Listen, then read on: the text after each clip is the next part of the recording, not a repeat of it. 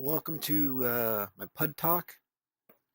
This is Sunday night Pogcast with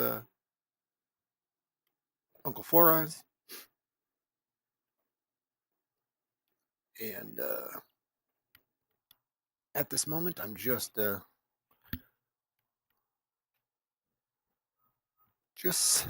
sketching, drawing, screwing around. So, thank you for joining me.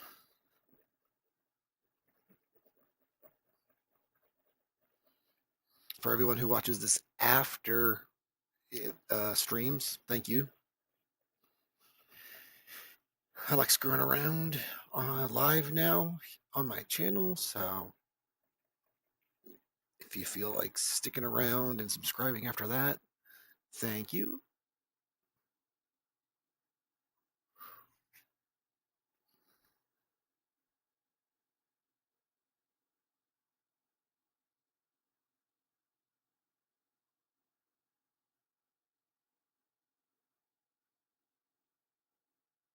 Around and subscribing after that, thank you.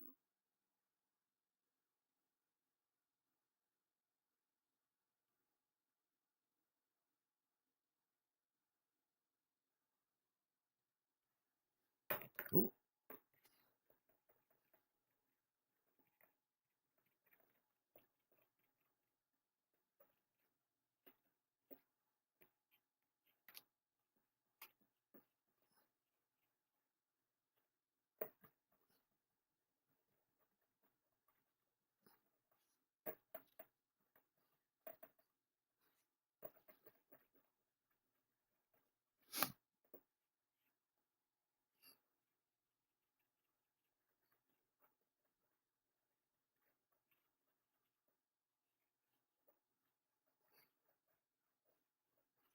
Okay.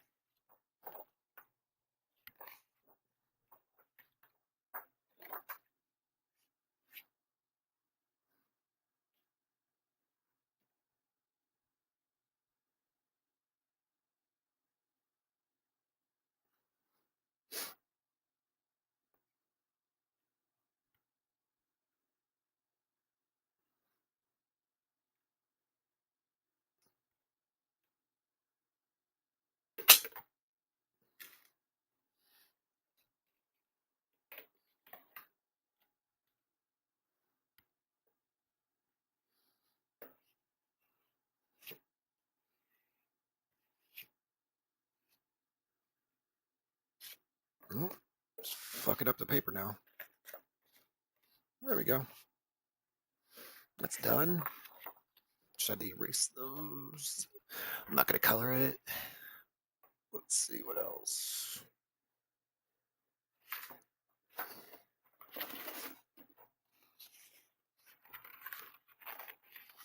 Oh, here's some puds. Let's see if we'll get banned off of YouTube for drawing whatever these are.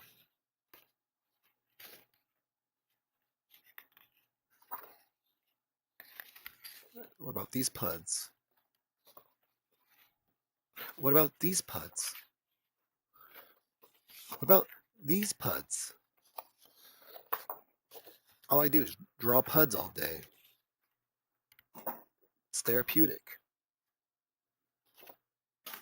All right, let's see what else we got here.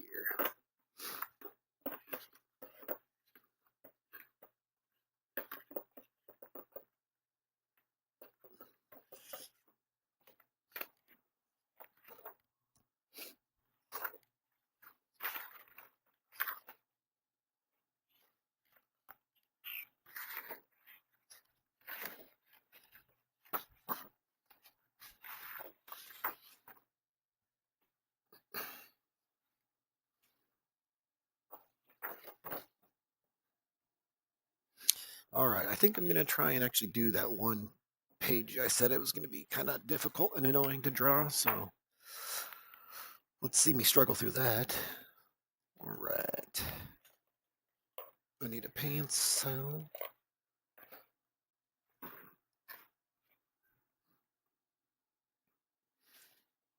So again, this is what I'm going off of, and this is what I drew, but we'll see how that actually manifests into that picture. Let's see.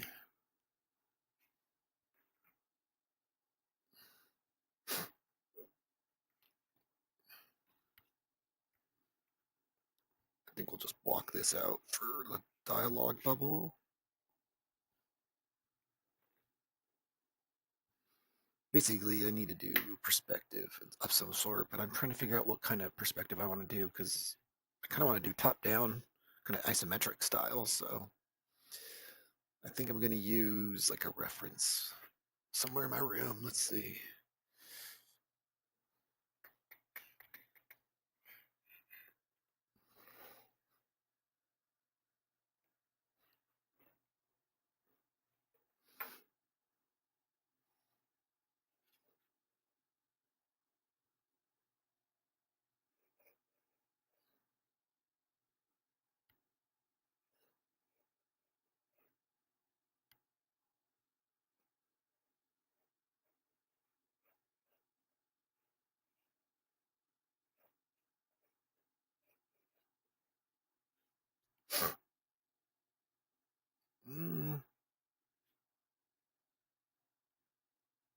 I don't know if I like it that big.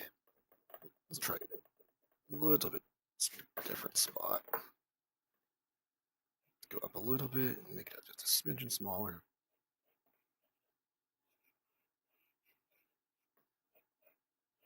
I'm trying to draw the house of Yo and his dad Fo.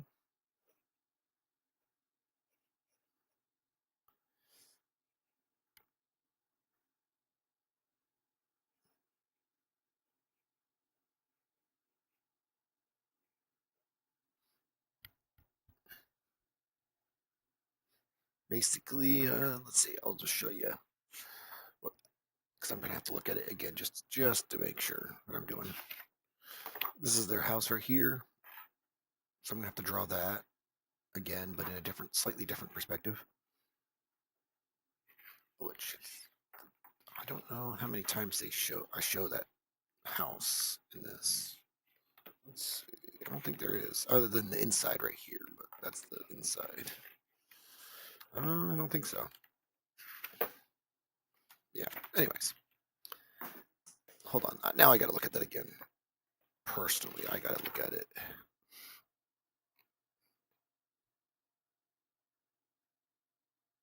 Okay.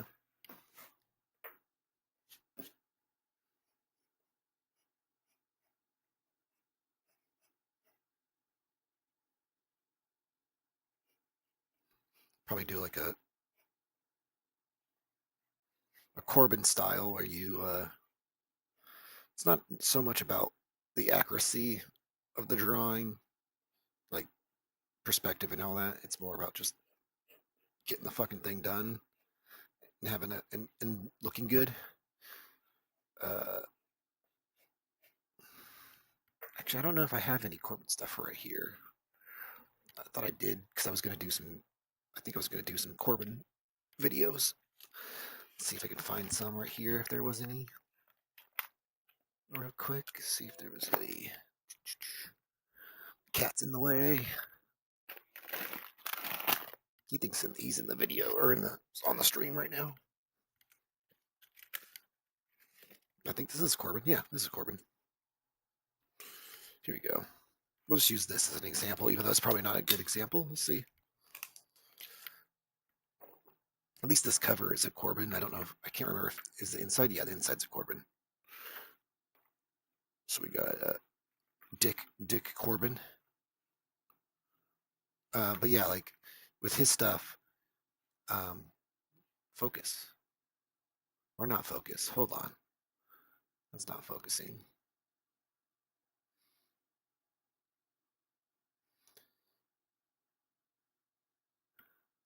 Where is my focus?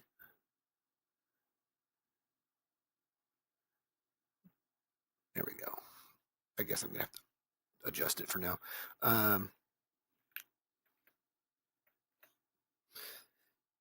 Yeah, so Richard Corbin stuff is not always about like accurate like perspective and stuff like that. Like a lot of this is just drawing in the you know in the mood and the energy of it all. Like not saying like this is bad or anything, but like this, for example, is a good example of like competent uh, perspective and everything looks right. But anything that you need to just kind of slightly smudge or skew, like not saying again, I'm sure it looks like there is a vanishing point here, but sometimes you just don't need to worry about the stuff like that. Let's see what else we got. I'm trying to see. Like this is pretty straightforward. That's a straight on, straight on. Let's see. I'm looking for like one that kind of looks just a little off. That's again, I like Richard Corbin stuff, so it's not like I'm looking into be an asshole. Um, I'm just trying to find something that looks just a little off. Like that's a cool effect. I like that. Don't adjust your television set. That's what it's supposed to look kind of weird. Let's see.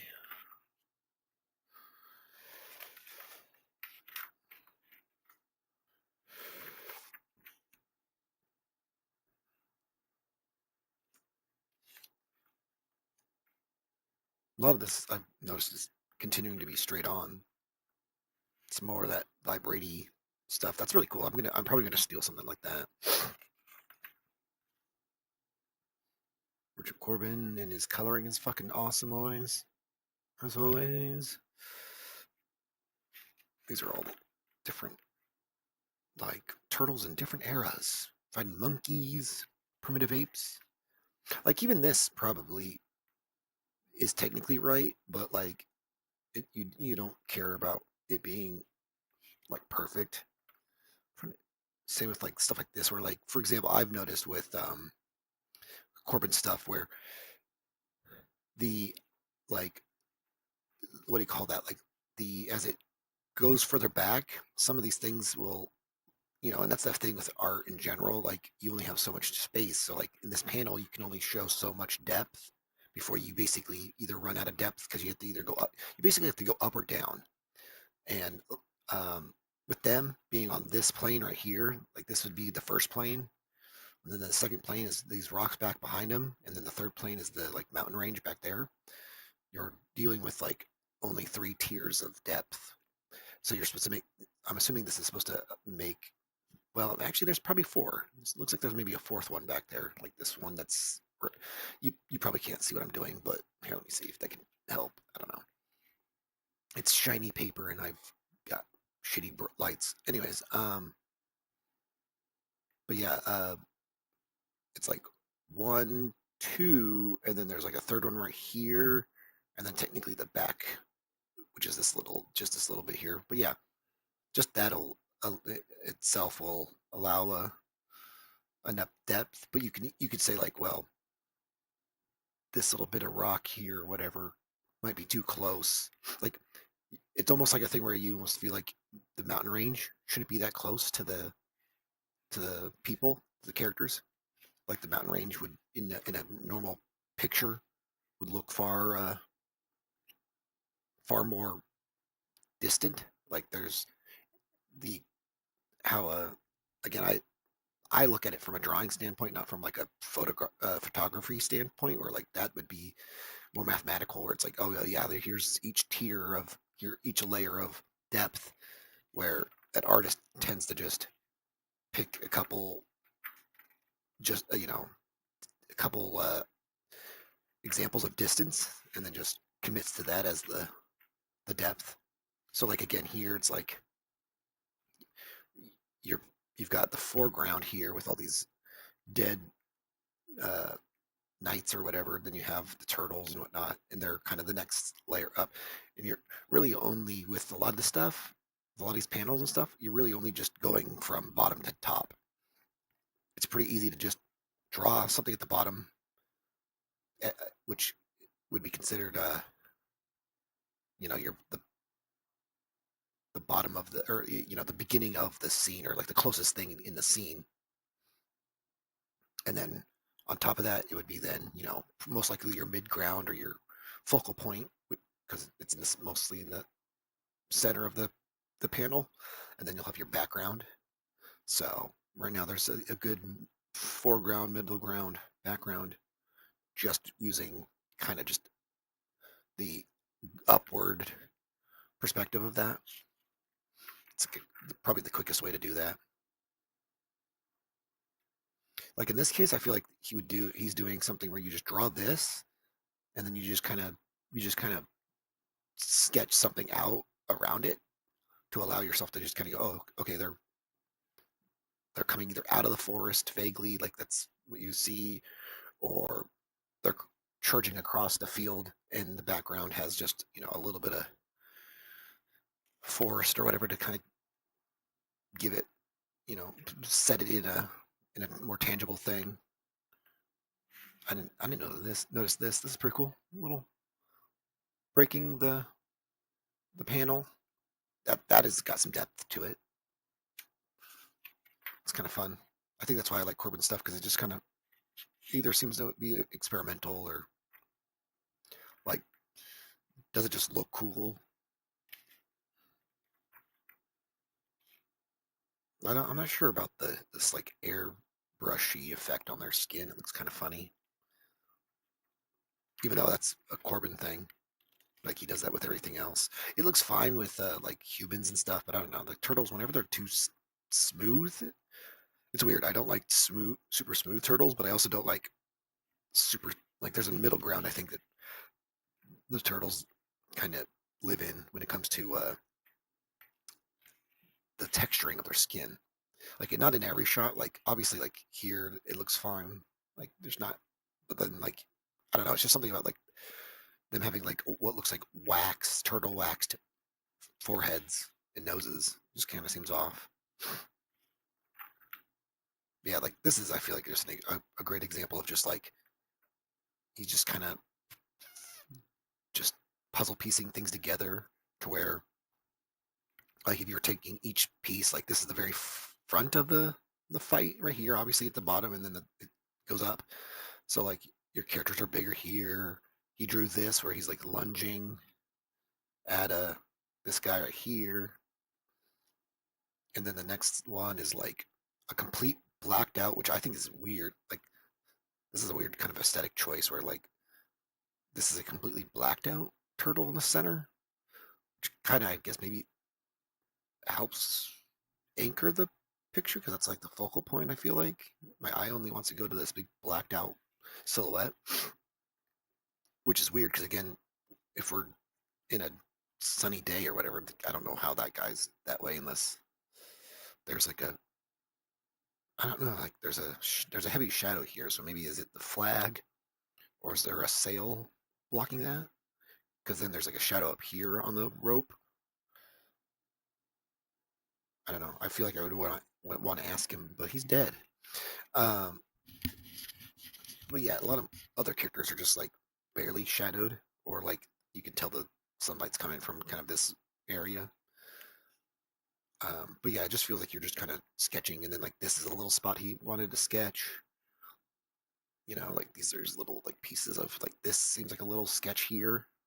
Like, it's not like the whole picture doesn't seem like it's conceived all at once, or at least doesn't feel like it. Well, not at, what I mean, but like not all. I mean, obviously it was drawn all at once, but I mean like each little spot kind of is highlighted with its own kind of styling. Anyways, um, I don't know if that helped or not. Whatever.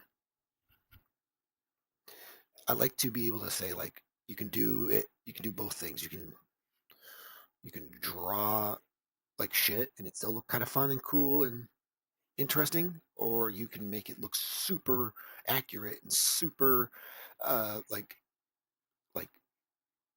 fundamentally sound, and it looks boring as fuck. It doesn't look good. It's not aesthetically pleasing, because sometimes that's not how those two things don't work usually always. I mean, they do, obviously, if you're trying hard to do so. Like it's possible, but I think sometimes people like to, especially artists, they like to lean towards one option or another. They don't kind of just go, I need to make sure I look intelligent and fun. Is kind of how I look at it, or that's a one way I could uh, articulate it. It's like I have to look like I know what I'm talking about, but also feel relatable or funny. It's like, you can do that sometimes. Not everyone can pull that off. Most people are funny and stupid, and some people are, intelligent and not funny, not entertaining, not enjoyable. So again, it's incredible. That's incredibly reductive, but just using that as an example of how life can kind of, in life, you kind of have to just choose one or the other over the, well, you have to kind of lean into one or the other more or less. So, all right.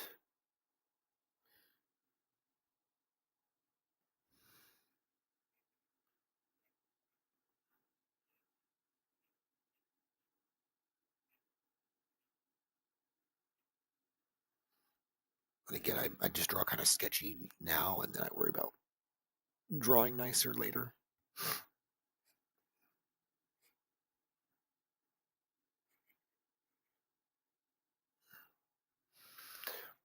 That's also why I like to look at this over again a lot of times, because I'm going to just keep referencing like what I drew before.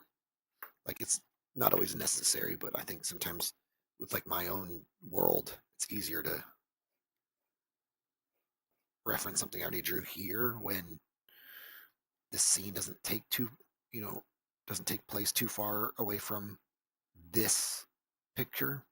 So I might as well just use it as the kind of the status quo or the what's currently canon. So then I just kind of, doesn't need to be perfectly on brand or on model, but just steal all the little things that I drew already, and there we go, sort of things.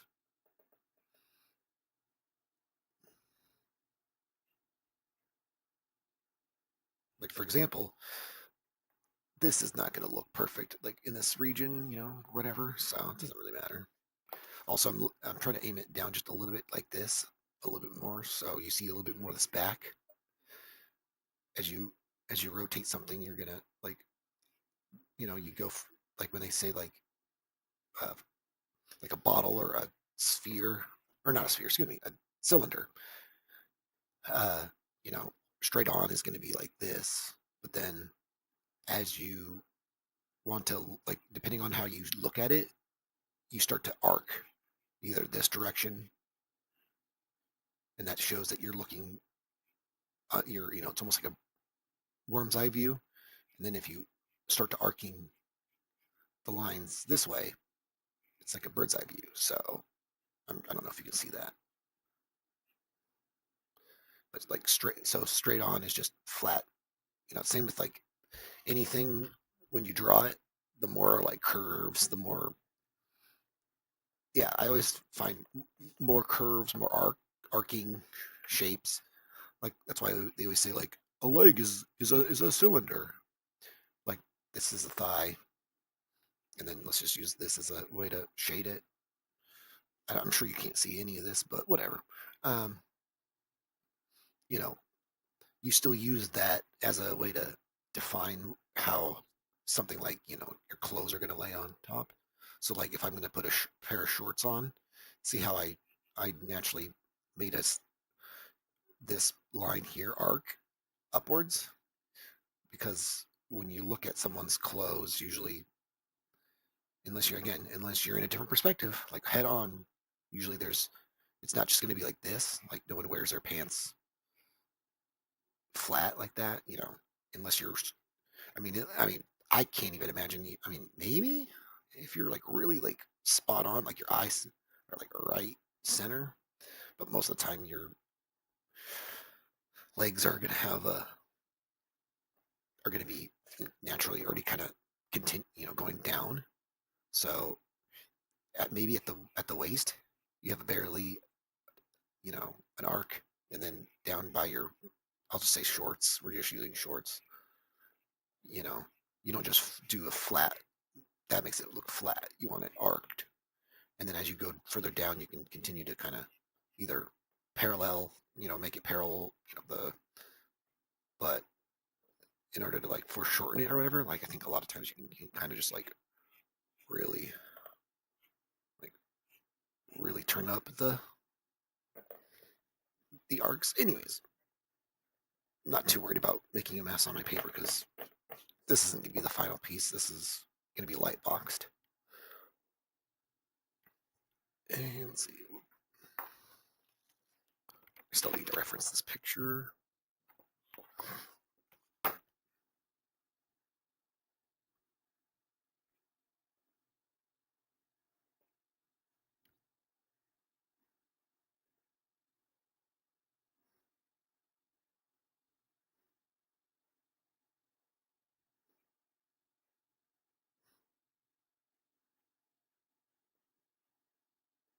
So yeah, right here, your paper and everything. This is like a little doctor's sign, and then the door again is going to be, and the window is going to be kind of arced in order to show that we're looking slightly more on top of the roof than, like we as the viewer are kind of floating up and slightly above, and we're going to draw the characters down here or whatever. But instead of being like straight on, if you were just drawing straight on, everything would be pretty much flat, or would make sense eye level wise. But right now it's just getting you giving, like, in the context of this scene, it's supposed to give you kind of uh, the remind you of where the setting is, because I think the last time I talked about this, which might have gotten deleted because YouTube didn't like me doing stuff that isn't mine, apparently. Whatever. So you might not have heard the part where I said that and I'll just repeat it because it's probably lost forever. Um, is that from the end of chapter 2 to this, which is chapter 3, the beginning of it, there is a little bit of connecting tissues of like the last page of chapter 2 is we pick it up right after, the end of that. We'll pick it up with chapter 3 being the same location, so to just help remind people like where that exactly is. I'm gonna have to at least do another kind of like a reestablishing shot. I call it a reestablishing a shot just based on the fact that like it's nothing, like it's contextually it's we've been here before or we've seen this, and also between chapters you have to kind of basically um, just remember that, like, oh yeah, okay, so if you see, like, so the planter box here, that's also a thing from chapter 2. I think I have a picture. I, I always forget. I just should just show you the final 2 pages. So yeah, here we have our characters, standing here, uh, watering some plants, some weird plants, and then these guys come up on, walk up on them and, hey, give us the serum and no funny business. So then that's the end of that chapter. So then to jump into the next chapter, we're still here in this location. So then here's the planter box. I think what we'll do is I'll just draw. I think I'm just going to draw like, I was trying to figure out where I wanted to draw characters because that is another thing where I need to stage who and where is what. So they knock out one character. So I'm just going to, I don't even care if I draw incorrectly because it's more or less just a little blurb, little blob. that I just need to put down. And then I think we're going to do like this. We need to establish that there's a vehicle that we're going to take. Um, you know what? I don't know if I want it there.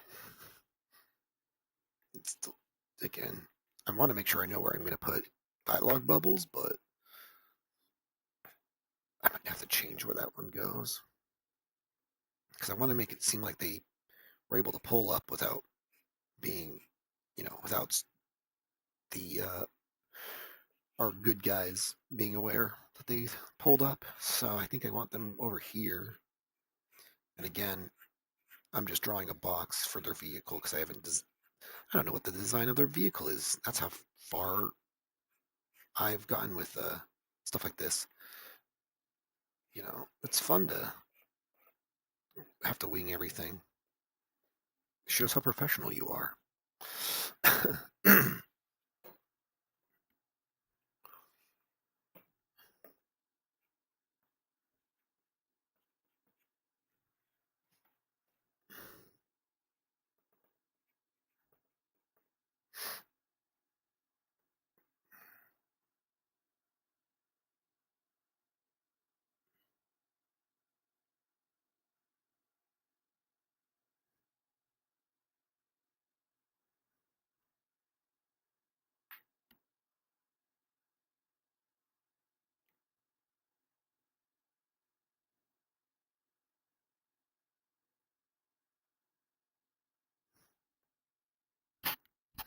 Let's see, what else did I need to draw? I'll probably break away from this here shortly, but in the meantime, I'm doing it little bit by little.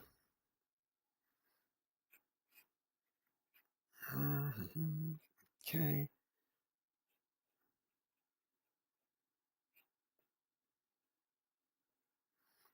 They're going to drag him around the corner like this, so I think I'm going to have... Again, I'm not going to worry about what is going on necessarily. That's fine.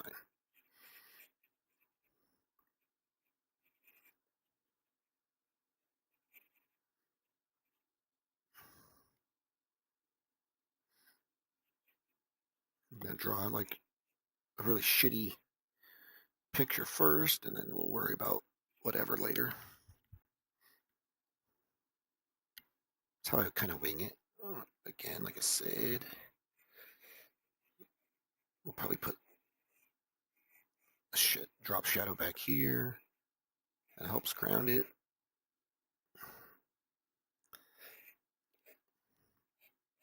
Again, this is also going to be one of those things where it's like, I don't like drawing every page, but if I'm going to have to do it, I'm going to have to do some things that I don't want to do. So this is a great example of something I don't want to have to draw technically, but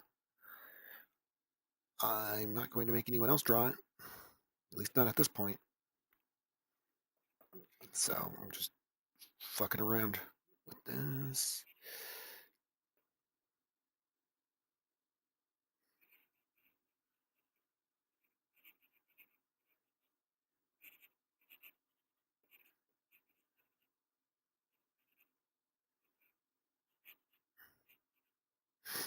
Right now I'm just drawing kind of like a little vague shapes that look kind of like silhouettes of the characters.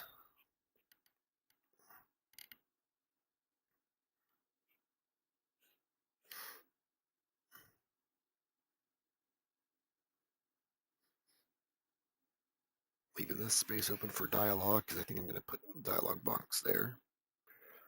Or bubble.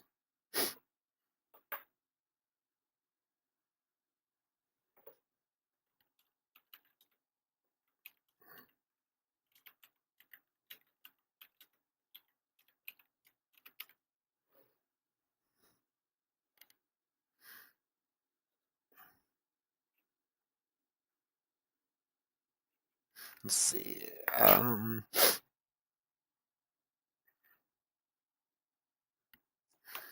trying to remember. Let's see. I gotta look at the characters right here because I think, yeah, okay. I think we're gonna have one character dragging him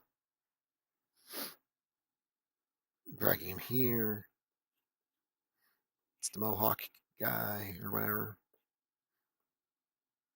And then this other guy, I think we're just gonna have him over here, kind of just standing over the other character. So we're just gonna have him just kind of standing over this character.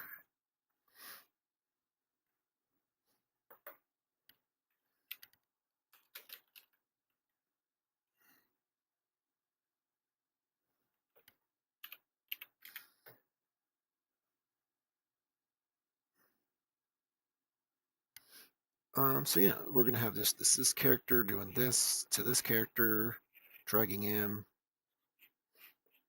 This character's gonna be back there, kind of relishing on in his handiwork. The guy is on the ground there. I don't know if there's gonna be any other more dialogue or whatever, but we're gonna at least just leave it at that right now. Um, Let me see. What kind of vehicles can we draw? I'm gonna look at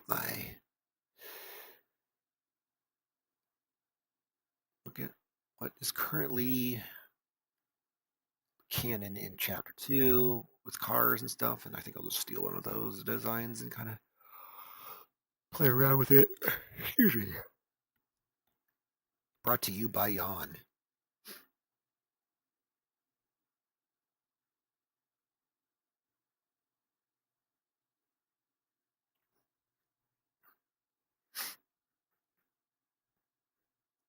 Because funny enough, in this world, everything's kind of boxy.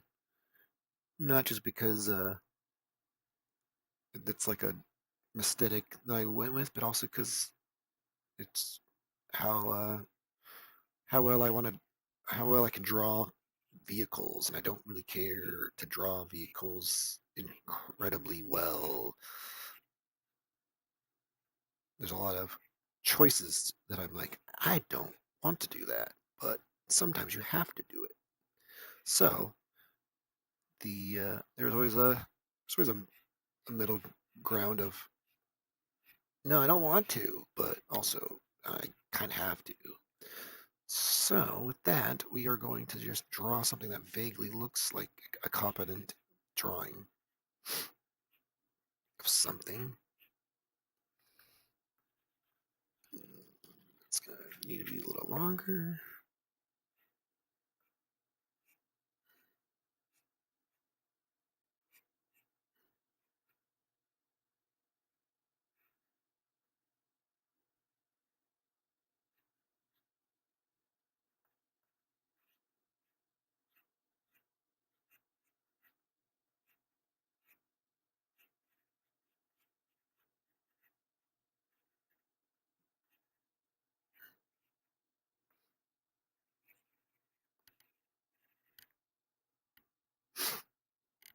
Oh, you probably can't see that.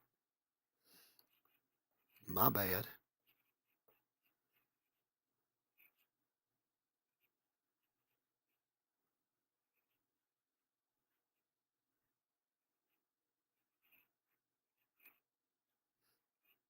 This is probably why I like Corbin, because Corbin probably does the exact same thing where he just kind of fuck fuck it, I don't know how to draw it. So I'm just gonna look like I know what I'm doing. Sometimes that's my favorite type of artist, is that it just makes it look cool and also it looks like they know what they're doing. I hate when they draw it and they know they don't know what they're doing, but they still draw it. Those are the worst. I'm just kidding. But yeah, no, they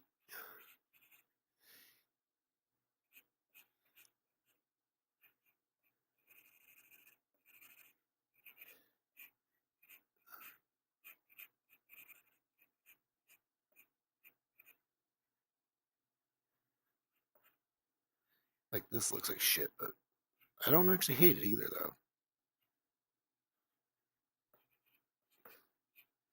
But again, that's also how you feel when you aren't good at something and you're just going to be like, you know what?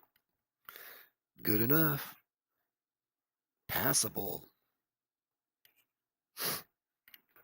Everyone kind of uses like little hovery things. So I don't even have to worry about drawing wheels because there's not usually wheels. It's all turbines and whatever the technology is. And then everything's pretty much junky in this world, so everything doesn't have to look nice. Like I don't like drawing clean, pristine looking things. So if I can help it, I can just draw a shitty take of a vehicle and it fits the universe that it is in.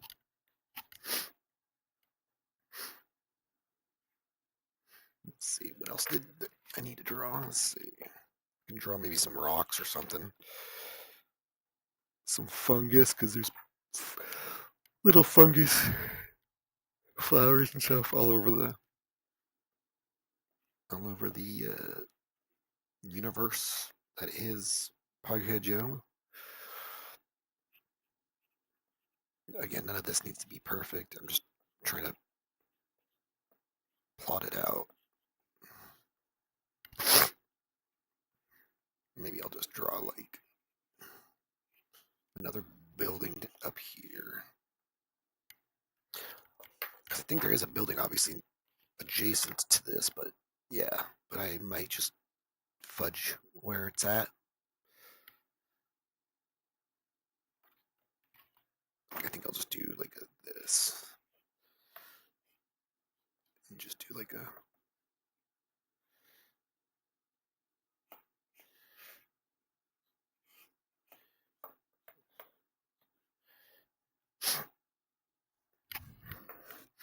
excuse me.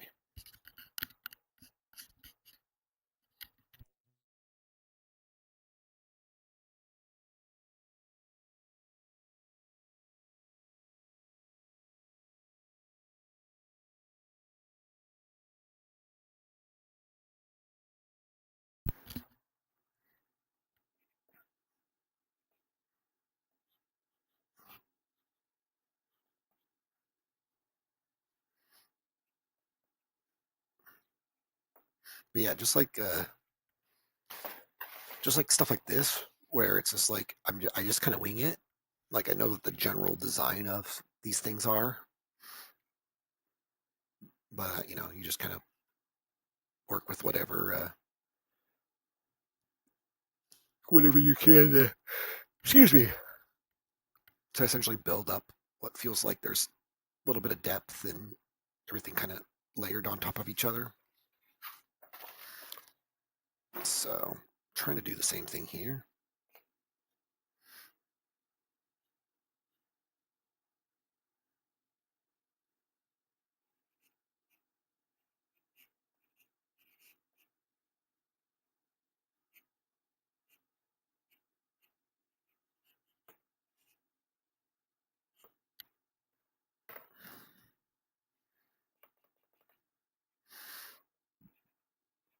But yeah, the the step after this is going to be what I try to actually commit to a decent design. So like for example, I still have this and this. I have what basically ends up being the case of, and some of the stuff does kind of is this vague where for context it's this, so it goes from here to then here, and then I put a piece of paper on top, and then I kind of doodle out a little bit more details and stuff. So as you can see, a lot of it's staged obviously here. Obviously I'm not going to fully commit to any effect or anything until it's on this page, on this piece. Same with like, I don't remember not drawing any other details. Like this, I knew I was going to just kind of shade out for the most part. This is where his as you can see, where most of my thought was kind of going into things, but it's not one for one exactly. Like even trying to fully commit to the line art, essentially the execution. Like don't bother doing. Sometimes it's like don't even bother doing more than what needs to be done, especially if you're like me, where you want to make sure that you have a for the final page that you're going to scan, like this one. Uh, if you funny enough, you want this one to be as clean as possible, so that you can noodle. That's what I like to call it, noodling, where you just kind of you get all the little you need to render out all the little things to kind of help flesh things out. Like obviously you need to sell this being a piece of wood, a staff that's made out of wood. But again, if you know you're going to have to draw it essentially twice, and the late great Jack Kirby used to say, like, why draw it twice, when I can draw it once, or whatever. Essentially, that's a paraphrasing. I don't know the actual quote, but he was big on like committing to the one drawing once. Like he would probably draw all this out, probably just as vague like this, maybe a little bit more tighter. Obviously, I'm not in no way saying I'm Kirby, but the way he would commit to it would be, vaguely this much, and then he probably would just go in and, like me, you just kind of feel confident that you're just going to hit some of this line work in the inking stage and not in the pencil stage. Like there's still like a little bit,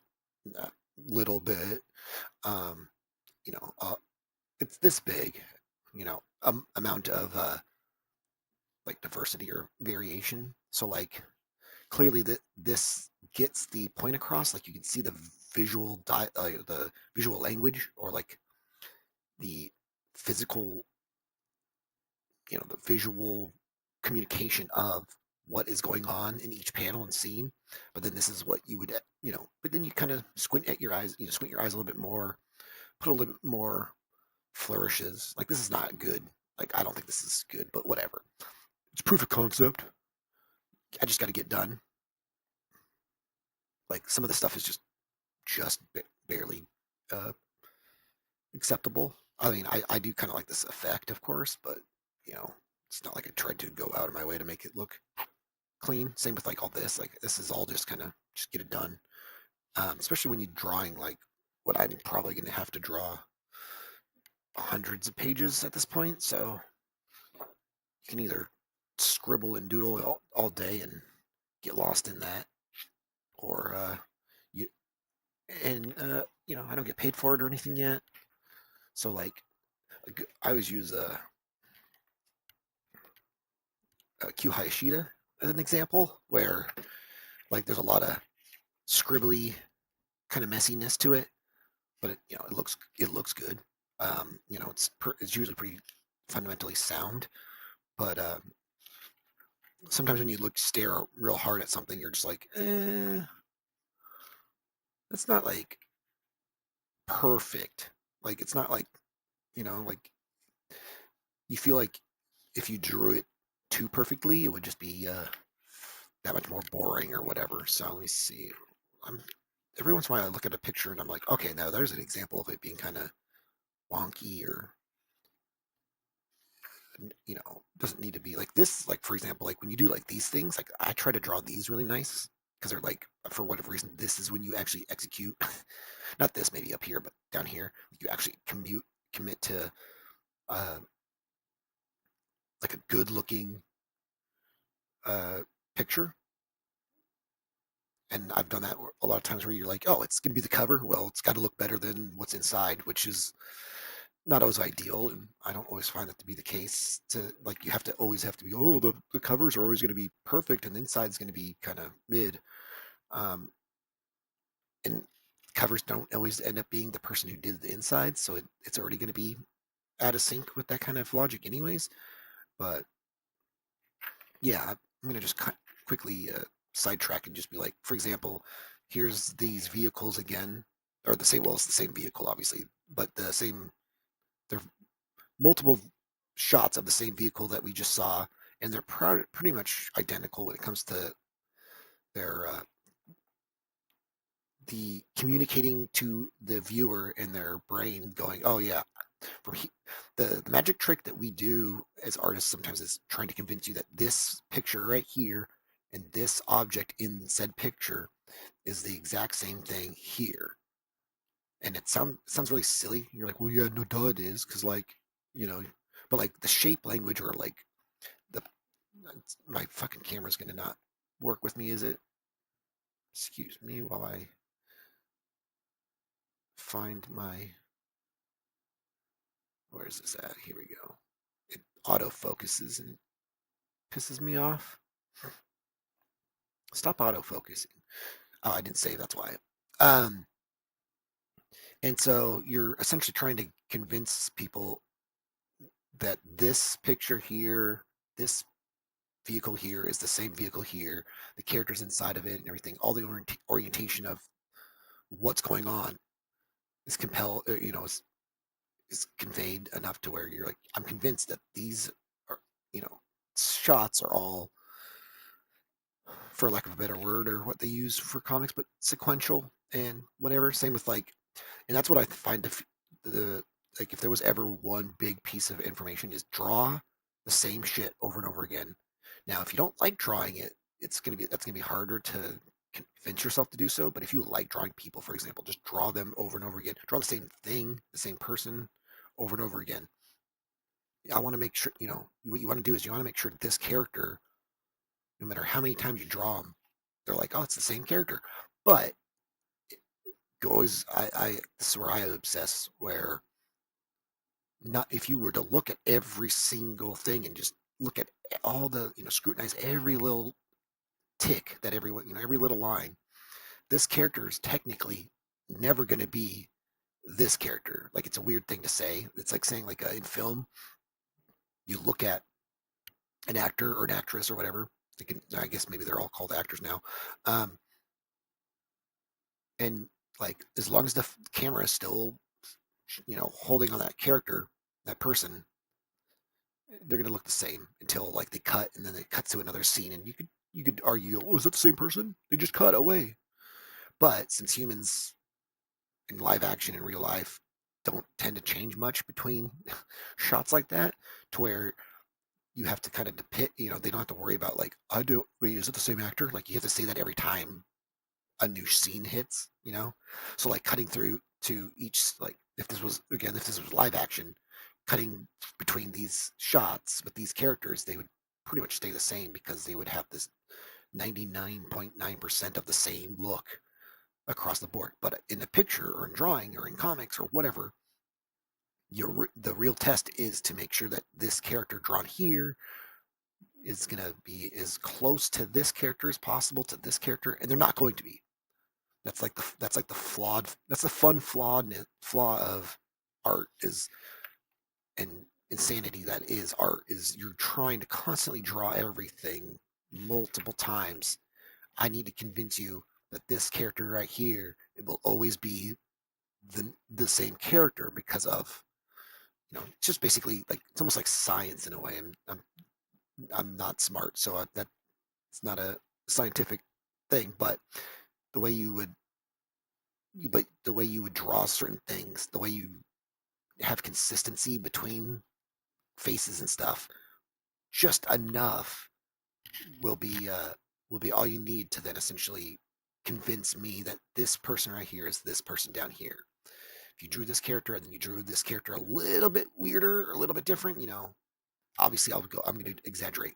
Say you gave this character, maybe some weird, I don't know, like a little bit of a, what feels like a speckly texture around their mouth that kind of maybe looks like a beard, or for 5 o'clock shadow or whatever. You'd be like, wait, unless that's like a shadowy or like a texture that you're trying to achieve with something, why do they have that?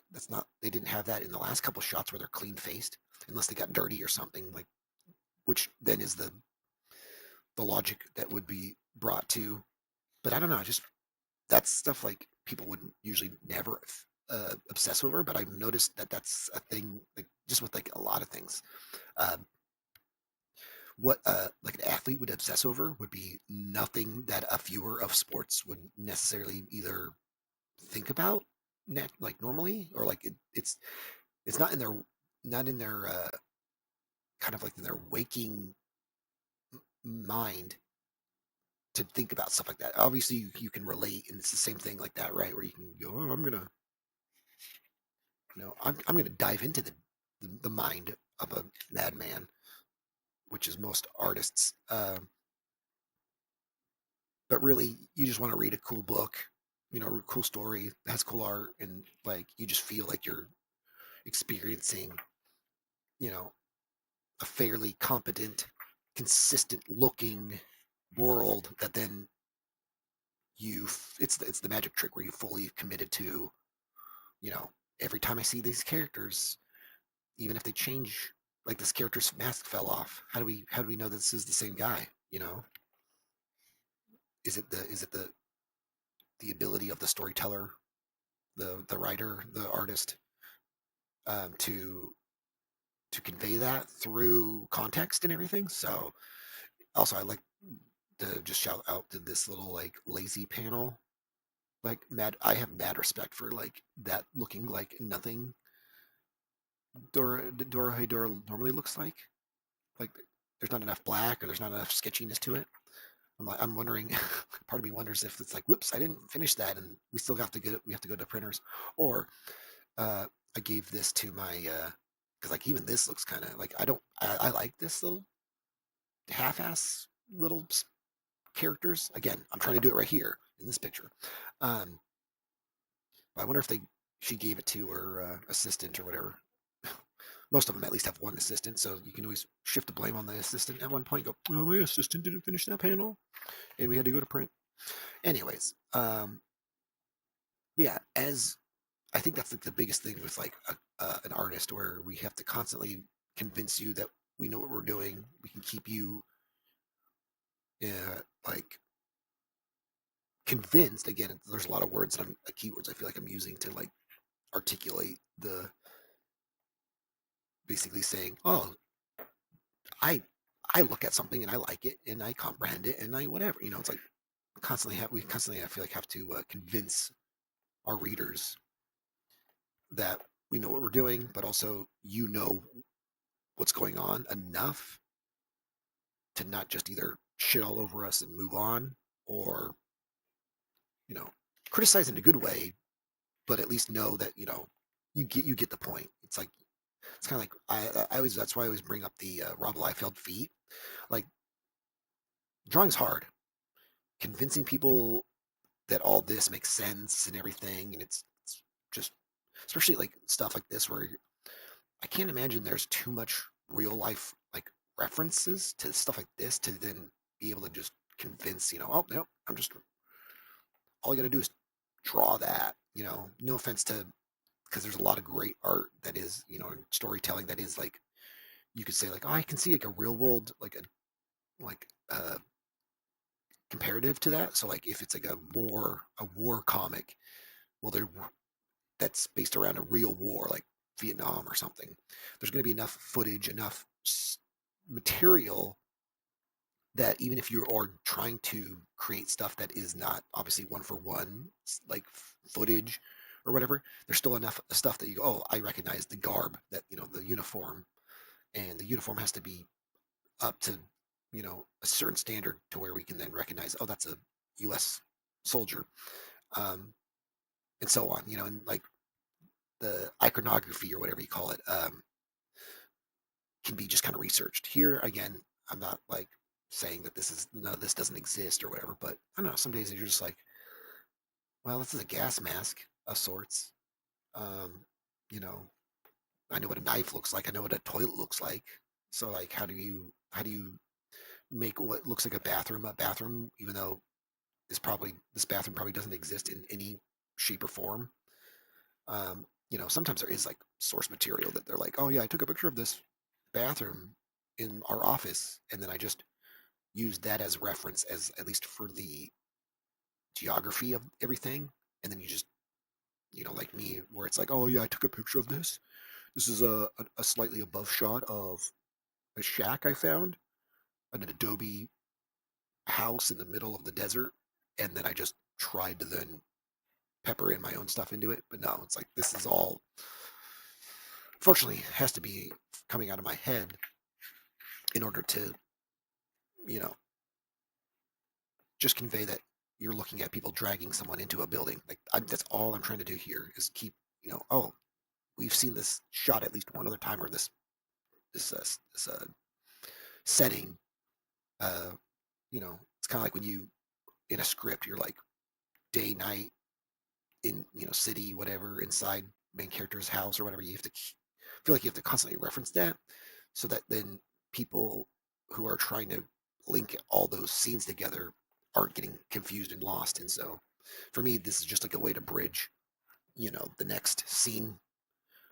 Allows you to get context enough to where it seems like I know what I'm doing when I'm writing something or coming up with an idea.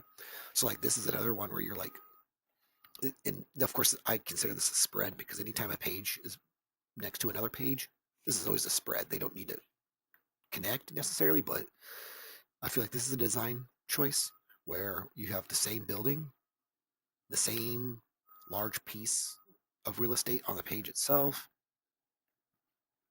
And so like you have two different perspectives. You have this kind of asymmetric kind of, the 2 points perspective that goes like this.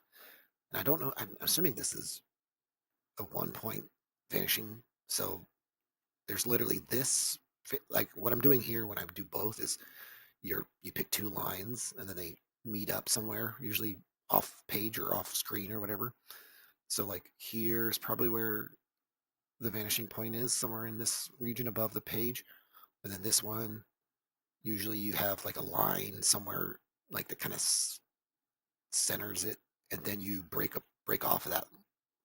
You have like a, what is it, like X, Y, Z axis or whatever they call it. But this is a 2 point where there's 1 point you kind of start like it, so it's most likely going to be here, and then you have one line that kind of goes this way, one line that goes that way, and then so somewhere around here is where the lines stop. Anyways, I'm being silly and over explaining the basics of art in general, but I think it's kind of an interesting design choice to be like, okay, we're going to have the same exact kind of shot almost, but and in this case, here's a good example of all we're doing. So if you were to see, let's see if I can find real quick. I'm gonna find something that looks like the shape of that building real quick, which is probably going to be harder than it is than I'd like it to be. That also fits in, and this is better than nothing. Don't judge me on my Iron Man box. Here, let me move this out of the way real quick. Okay, so this is not in the shot very well, but essentially, how you're going to use this as a way to kind of show the 2 point perspective that way, and then the other one is just this. That's all you're doing. So going back to this page, or pages, that's all you're doing. You're literally, so this page here, you're literally just doing this to the exact same building. And then on this page, you go, whoop, there you go. And then, of course, everything else around it to kind of convince the eye that it's got some depth and whatnot. But this is kind of always a tough thing to do, too, because then you're trying to essentially, you got this little, it's not a little, but I'm using the word little, but you got this little plant thing that's on the top of the roof that kind of comes down it. And as you can see, based on where that thing is, also kind of describes how like the building turned. So like we're seeing him looking out this way, and now he's looking at the viewer here. So we know that, whoop, like we've just spun it to where you can see both planes of the building, 2 out of the 4 sides of the building here, and so again, but I don't think you'll be able to see it with my shitty camera, but I guess if you ever look at something like this is a great example of looking at something and going, all right, I'm going to like really squint and get it up real close and look at like, is everything here? Is it here as well, or is it, like, is enough information in this building to make it look like to make sure that this building looks, is the same building? And that's another thing too, is having them next to each other is arguably, again, I'll this is where I'll be able to talk a little shop with the artist, the creator themselves. It's kind of a bold choice to do this because I mean I probably would do something as well like this potentially. So I'm only giving my immediate thought to this, whereas it's kind of bold to do this because then you have to be like, okay, everyone has to be convinced that in the same shot. Again, some people are just looking at something with where they just look at one page at a time digitally, and you never usually see it, the two-page spread, and then when they click, it's going to just, you'll not see this page anymore, and then it'll just show you this page. But in this case, you don't have that luxury. So, and usually most artists will design their two-page spreads knowing that even though print is a dying uh, media or whatever, that this is still going to be relevant to the like visual. Like clearly, I have this in a book, so to not think about how this looks when you have it open to this exact orientation means a fucking big deal. Just like any other page, every time you flip a page, and that's probably something that I haven't realized with, at least with some of my stuff, where it's like, oh, I forget that that's a two-page spread, and they'll be seeing those two things simultaneously, essentially. That's also why, like, anything that's like shocking or the page turn is what I just call it. It's like a shorthand for the page turn, which is, setting up. It's the setup. It's the page turn, which is a bunch of words that probably has another word for it in other mediums and stuff. But oh, this person says something or they react this way, and then page turn, and then whatever that means to basically whatever the page turn is supposed to articulate. Anyways, whatever the magic trick. Like I say, I like to use the word magic trick, even though I hate magic. Um, anyways, so yeah, it's always just fun to be like, this is already a pretty big task to convince people that you're like, well, I don't know. I mean, this looks like, dude, like I said, scrutinizing like every little minute detail, every little line, can be fun and a pain in the ass, depending on who, if you're the viewer or you're the creator, because like none of this comes easy, and you kind of have to die a little inside, hoping you can get this achieved. And then there's some people that just go, I just looked at this and it was cool, yay! Like they don't blink an eye any more than that. Those people you are your favorite customers because they don't question the the level of insanity that it takes to actually commit to that sort of thing. But yeah, it's just like I was saying with athletes. Like athletes would be like, oh no, you don't even know the beginning of like what it needs to get done to be at that level. You just see me scoring a touchdown, or whatever. Like, not saying you can't not learn that. I'm just saying that it's it's easier to just go, wow, that's amazing, and you just accept that it is amazing, and that's all that person needed. They only need that much confirmation or validation enough to where you're like, okay, yeah, that's why I did it, because I knew that it was something that needed to be done, and not just because it's my job to score touchdowns, but you want to. I don't know. I don't know. I'm kind of talking in circles just for the sake of it being a, what do they call that? When you just a flow of conscious words and thoughts, which is nice. But you can do that during a stream. But I try to be a little bit more conscious about how much I articulate or how fast it takes for me to describe stuff like that with a short video.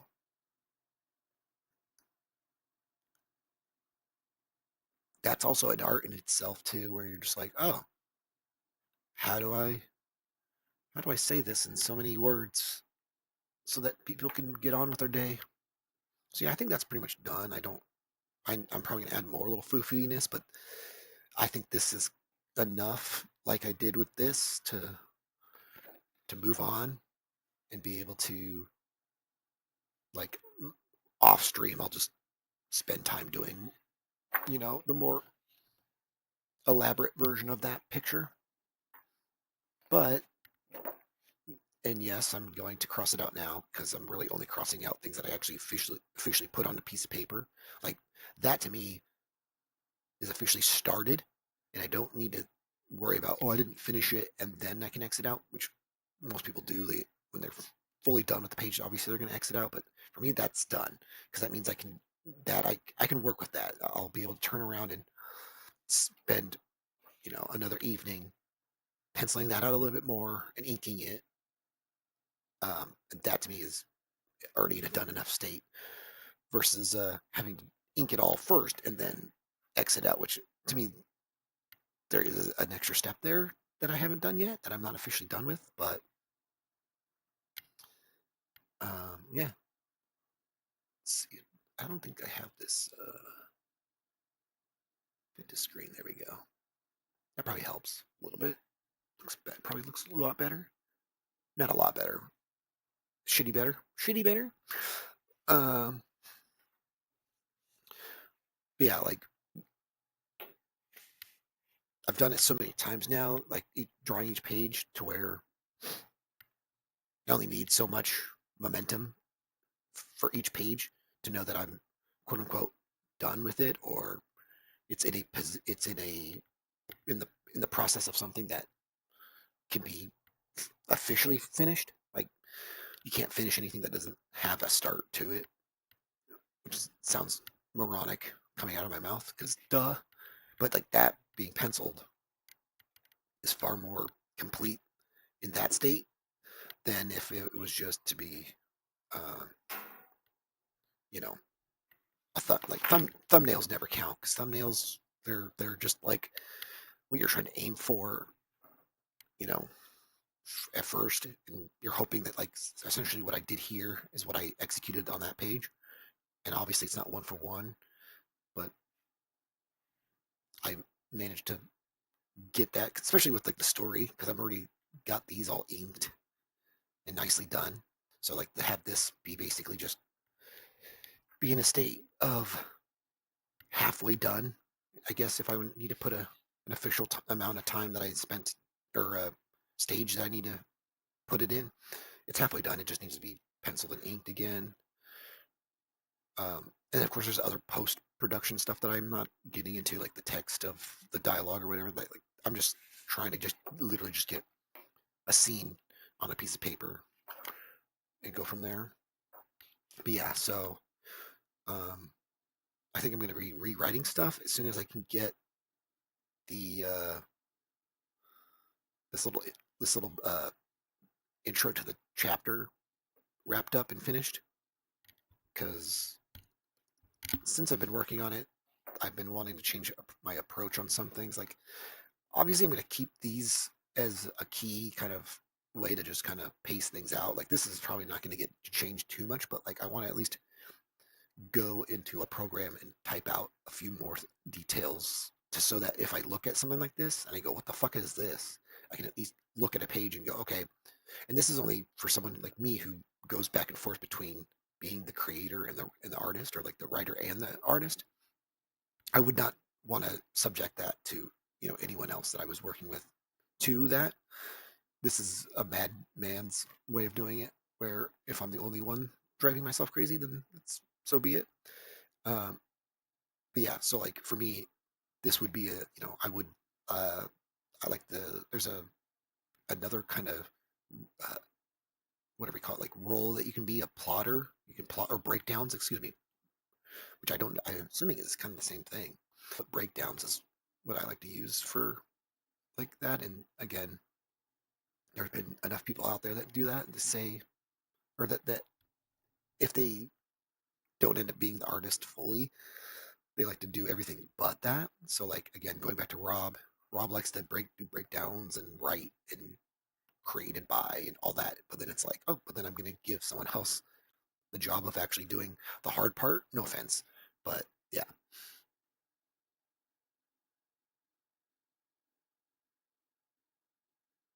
Oh, experiencing buffering issues. Oh. Let me turn my thing off real quick. Let me see what happens. Not that. Does that do anything different? Probably not. Eh, kind of does. Anyways, so for me, I'm going to go back to like each of these pages and kind of write out something a little bit more, like especially with the dialogue. Like I don't have dialogue written out in, entirely, which is a bad idea. Don't do that. Be better at your dialogue. Don't be like me and suck at it because I'm bad. Anyways, I, out of necessity, I'm only a single, independent artist, but ideally, I'd love to be able to be like, oh, I want to give that to someone else. I want that to be someone else's fucking nightmare to deal with. I'll pay them for that. So right now, this is more, and I've been kind of kidding myself and going, my this is just proof of concept. So if there is any reason for it to look like that, it looks like if there's any excuse of why does it look like shit, or why does it look kind of mildly not fully finished, then I'm gonna say uh, it's because it's a proof of concept. So because everyone loves an excuse, right, to kind of mitigate or uh, what do they call that? Kind of mitigate criticism, but at the same time also it's kind of true. I mean, it is a proof of concept where I don't think I could. I mean, as much as I like drawing and being an artist, I don't know if I would be confident in saying, "Yeah, I'm going to be the main artist for this and commit." I think my project would suck with me being the artist behind it overall. But also, I'm not I'd have to be pretty on hands with the person who would take over the visual art of it. I'd be like, you have to draw like me, or you have to draw like the way I want it to be. But I know my art sucks, or I can't draw. So there's like a weird middle ground that someone's gonna have to jump through hoops in order to facilitate facilitate my madness.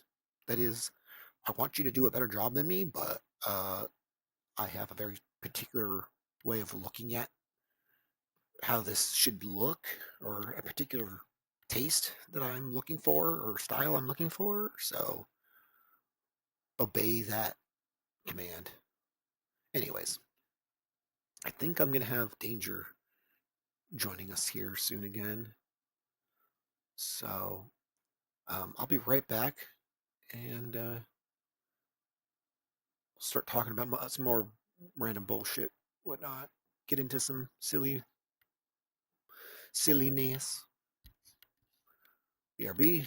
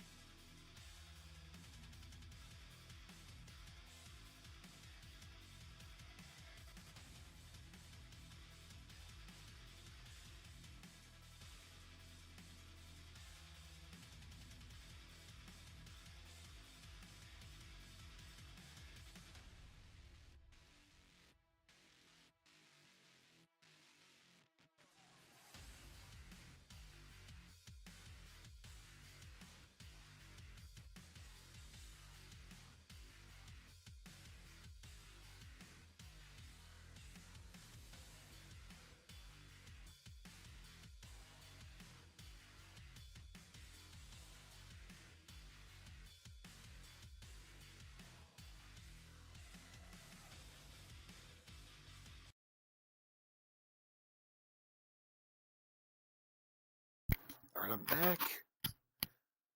Uh,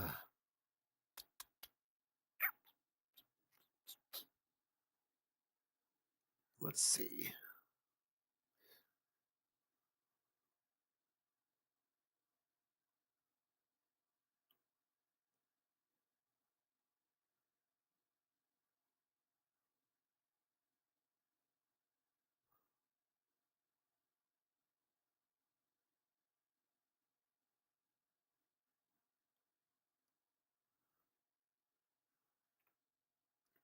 Okay, let's give the old call to the madman himself. Hello. Hello. Welcome to my Hello. Pud Talk. Dude, get putted on. Are you watching the stream by chance? Yeah. Okay.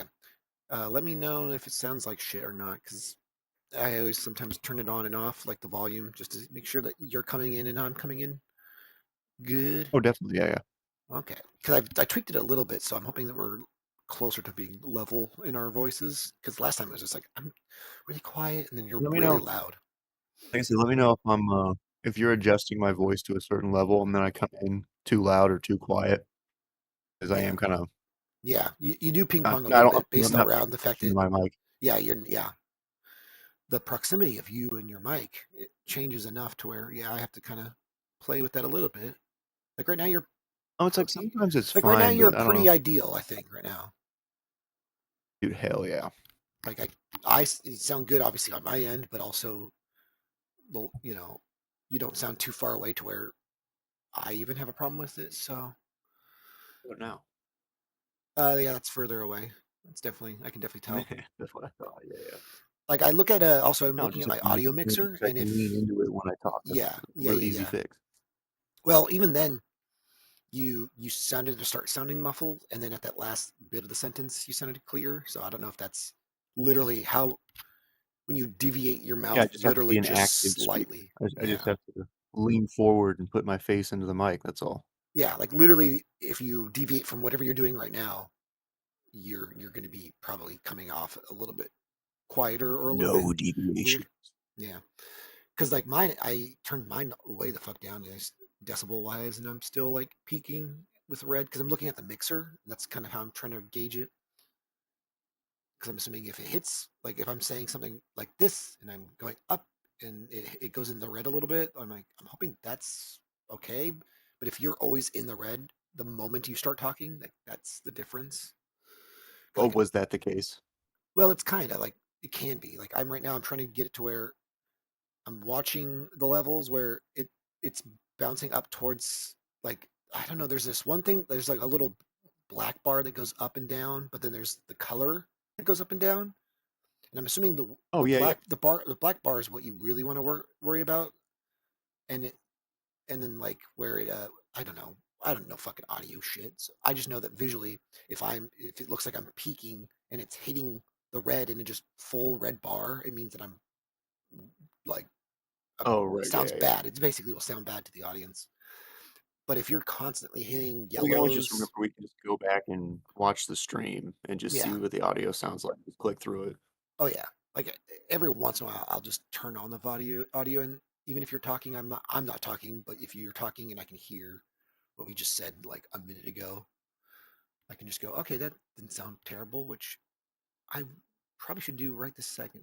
I'm gonna see what we said. You'll Dude, you're gonna call learn today.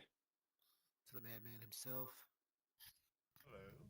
Hello. Hello. Welcome to my Hello. Oh wow, that's delayed as fuck. I'm just now starting to talk to you on the live stream. Yeah, it's like It's like a well, good you could have clicked feels away. like a You good click the 60. live button. Make sure it's actually live. Oh, that's what I'm not doing. Thank you. Yeah. It's only like a Thank you. 5 second delay, I thought it was something only like like a that. 30 seconds tops, 10 seconds tops, whatever you want it. Like there's options. There's like a six. It seems like there's a I low mean, and a yeah, it's not high. 5 seconds. Yeah, it's not really that. Yeah, it's like So well, you could have it clicked feels away. like You a good click the 60. live button. Okay, yeah, yeah. Now we're just now talking about what you just said. Okay, yeah. No, we sound okay enough. Like you still sound a little loud, but not bad. You sound like shit. So yeah, I was thinking to make this kind of more or less a quicker stream because I just wanted to screw around until you got on and then do some dumb tier list stuff, and Dude, then yeah. just call it a day. Just a Dude, quickie. just put up. Put up or shut up. Dude, literally, pud up or shut up. Yeah, It's on a t-shirt. We got merch. yeah, exactly. So yeah, I was trying to like quickly look at a couple like especially the idea that like my I have to at least talk about comics to some extent. That's my channel, which is kind of nice because it's easy to I feel like go in between entertainment like stupidity Yeah, but and just mild if it's comic called talk. Four Eyes Comic Port, Hmm. comic could be like comedy. So like you got a pretty broad True. margin there. I mean, I do have like entertainment as the tab for the category. I have comedy as Yeah. as a tag or whatever. Um, it is a there is a crossover just based around my own what do you call like tastes. So that's my it's like when you have like oh this is a video game reviewing and comedy show. It's like well those seem to make sense. Like most comedy and entertainment kind of mixes with the educational slash uh, informative or fanatic talk, right? So it always seems like they they usually mix pretty well. Not hard to at least again I mean, it's happening growing up in now. those in the what do you call it the internet age of personality types where you're like if Absolutely. it's not funny and entertaining or entertaining and engaging or like a a It's nerd 21st yeah a century nerd entertainment. We're all just laughing and learning and loving. yeah It's, and also it's it's live it's it's live so ubiquitous. it's a little bit more of a living organism than just going I have to talk to you about the comic that is in front of me right now for 17 minutes Live, laughing and learning and loving. actively love Live. Oh, it's I actively loving and learning that I like feel like we're at church right now. I like yeah the very the Star Trekian sound to that. Whoa. We're literally the Federation. I just was looking at The a tier internet is list. our final Dude, frontier. this would take fucking 80 years to do. What the fuck? What is it? Ultimate movie like tier list, and it's got 750 movies. That's a lot of Dude, movies. especially like me, I feel like me and you could really like we could spend 2 hours on like one movie. I was gonna say, yeah, that's the scary part of that is Honestly, keep that in the back of your mind though. Like that could be a really great marathon stream. oh I know. Just how long can we Yeah. take? Like yeah, you're like I bring in as many people who would be willing to come in and Yeah, even talk like one sentence about a movie and then move on, like 24-hour streams, so like just yeah. struggling to get as much of that tier list done. It We'll never finish it. Yeah, okay. It'd be fun to see how much we I was can just get thinking, in yeah, 24 hours. you could do that where you do the whole like, when they do like marathons, it's like, well, I'm the one that's going to Yeah, exactly. stay. I'm going to stay the whole time, but I'm going to have guests kind of pop in and out throughout, and I'm Like just, tag in. and yeah, exactly. So then you're like every couple hours, you're like either people will stay with certain people, and then I know then when to talk about a certain movie because that's what's fun about tier lists is you don't have to go in order. So then you're like, oh, let me drop this nugget on top of you particular people that are in the conversation right now, and then when you leave or It whatever, evolves. yeah, exactly, then we can move on to I've never seen that before. It's like okay, well then fuck me, I'll just wait till someone else comes in that knows about it, you know but that means I have to have enough friends. I don't have enough friends. No, I'm just kidding. I don't know if how many people I know would Oh no, we know we jump on have the stream. friends. Just we're all shut-ins. Yeah, So, exactly. coordination is tricky. No, I like this. I just, yeah, I don't know if I want to even begin to do this, even though this looks like it's a timed thing because it says there's 2 days left to do this. So like that's even weirder. Makes me want to see if like there's a I On a get tier list. I know. Well, oh here we go. This is interesting because it actually gives you like the like current total results so far of like what people I guess is this averages? Weird, weird. Not seen. Am I looking? Yeah, because We there's a lot of people saying that they haven't seen these movies. Is that one person saying that, or is I that hate that. all people saying that? Because there's like, I'm assuming these are all the movies. Uh, uh, uh, yeah, it says 89% of the movies have not been seen. It's like, is that Well, 80 per, is that all the people who are submitting the results have that's that's the a confusing average? metric. I think that's the average. Even well, the tab is just total results, right? You just push the button, and it just shows you what's going on here. But obviously, then there's a list or there's a button for your list, and then there's most votes and average rating. Oh, that changes it. Okay, so average rating versus most votes. Oh, so like I guess that's based around how many people voted it most. So like Dark Knight is literally the number one on this list. It's in the SS tier. It's the number one here Oh, because oh, okay. because 30 because out of 167 votes. Oh, I see. Oh, you have to click on them. Oh, it'll give you like information on said thing. This is actually kind of cool. Let me see if I can pop this up because it's good research for the sake of the visuals. Like if we ever do one of these like this, let's see. I'm assuming I'm not going to get kicked off of YouTube for showing tier maker. No more TED Talks. Yeah, no, no more. Yeah, it's only Pud Talks from here on out. A permanent I, Pud I like Talk. how they created a monster with that. Dude, That's how I'm I have describing it. nothing wrong with that. Okay, let me see if I can just because I think I just Just the one that you emailed them, sorry. I know and that's why and they denied me. But then I took that 7 minute test that I just literally it's okay. Hear me out, YouTube. I'm going to explain the process in which you do, I'm these a good things. guy. So there's two things you can like say basically, I'm sorry, here's why, and then they can go, oh, he didn't mean any harm. You're good. Or this other option is to take a 7 minute test or whatever on educating yourself about what you did wrong, which um, I don't know about you, but I hated that in school and in life. So I would never fucking do that. if a website wants me to do that, that's probably like nothing in my every rebellious bone in my body wants to hate fuck YouTube for that. That's how Yeah, bad. it's not happening. That's how much I am anti what you're telling me to do right now. Um, it's good stuff. Good stuff. I don't know how I live in this world. Essentially, kind of, that's how I feel in this case. So, anyways, it's a 7 minute test or whatever, or estimated 7 minutes. It took my third. I'm gonna again. Fitness gram pacer test is okay. Yeah, I sped run it where I was like, I'll just guess, and I'm hoping that it doesn't take me more than 1 minute, which I don't think it did. I got like the first five on the first guess. I literally would read like the first half, or so it's like not a paragraph. Not all of them had paragraphs, but there'd be at least like too long, didn't read kind of energy, which is on brand. But Yeah. I'd read the first sentence and it'd be like, Joe did this. Is he in the right? Essentially, is kind of how they tried to articulate the question, and then then you have a multiple choice, and then you just click the best answer. And I aced all of them first try for like the first five. I can't remember how many. There's like at least 7 to 8 questions roughly. So I think that's why they say it takes about 7 minutes, probably because it's a minute a question, which is god awful sounding.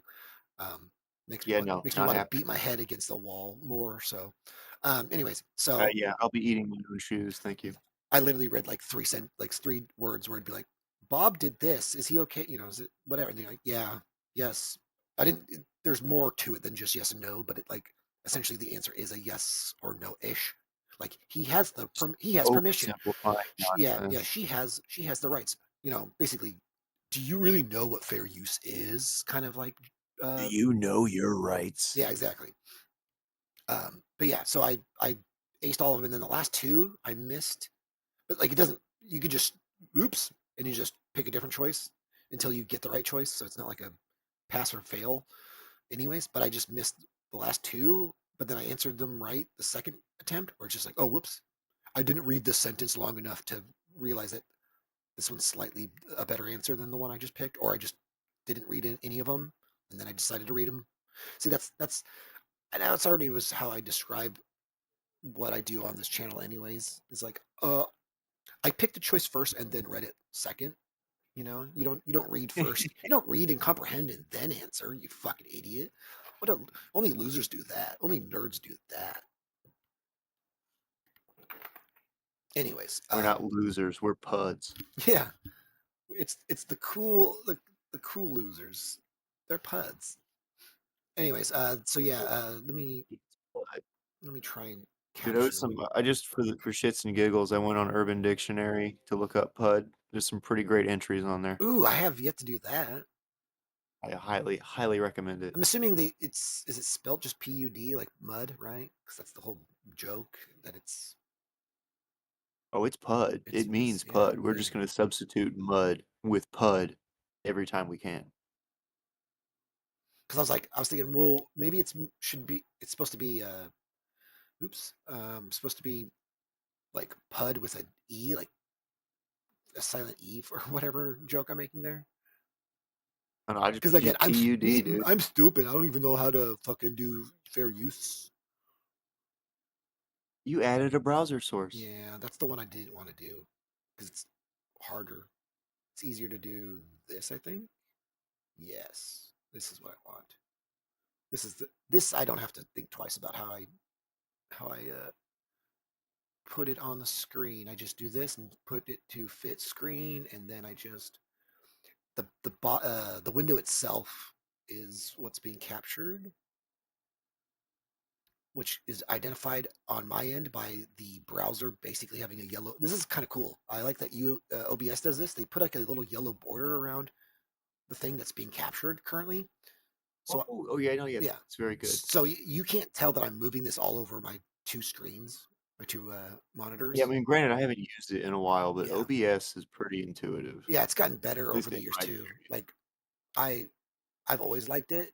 I've played around with whatever live stream or Ustream, whatever it's called. I forget what it's called. Stream Arts or whatever. I'm just making a.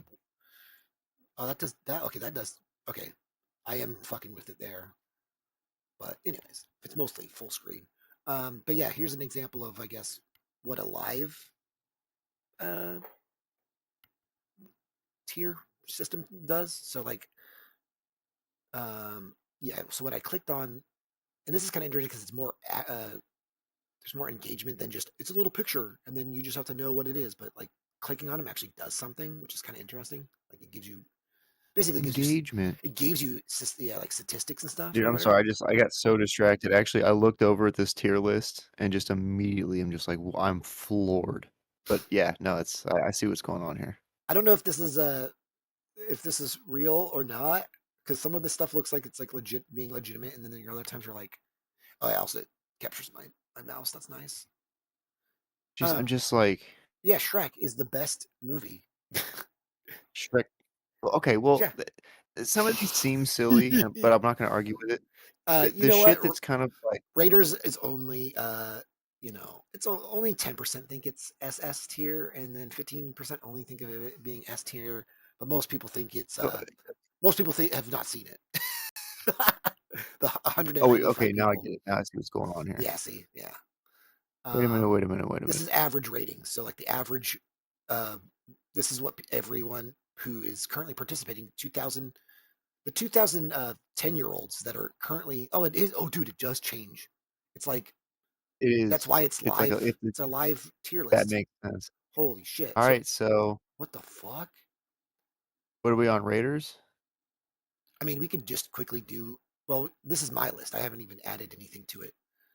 It's funny because I can look at Yeah, all the. I've looked at all these, and I can say I'm gonna be that guy that goes, so like 195 people say, have like there's like oh, hang on. I gotta almost get like my noodles. Hang on a second. oh no problem. I'm gonna tell this to the viewers. Uh, almost 25%. Yes, yes. Keep talking to Yeah, the yeah. viewers. Well, yeah, but this explains to everyone that only about a quarter of the 2K people, almost 3K people who are doing this, actively participating in this tier list, is hasn't seen probably majority of these films. That's why I'm calling them 10-year-olds because I'm assuming they haven't been alive long enough to be able to watch all these. Because me being a 37-year-old man, I feel like I've seen like just literally, I'm just browsing through with my eyes quickly. Just I'm like, I've seen almost all of these fucking films. Like I've yet to come across one that I'm like, oh, here we go. Crazy Stupid Love. I don't think I've seen that movie. I don't think I've technically watched a Frozen fully because I don't want to. I'm not a little girl. I mean, I am a little girl, but not the demographic that they are looking for in for Disney. I'm not the little girls that Disney are hunting for. It's fucking weirdos. Um, that's a joke, or is it? I like there's a couple that I probably could say like I haven't seen Easy A, but I know of it. I haven't seen Moneyball, but I know of it.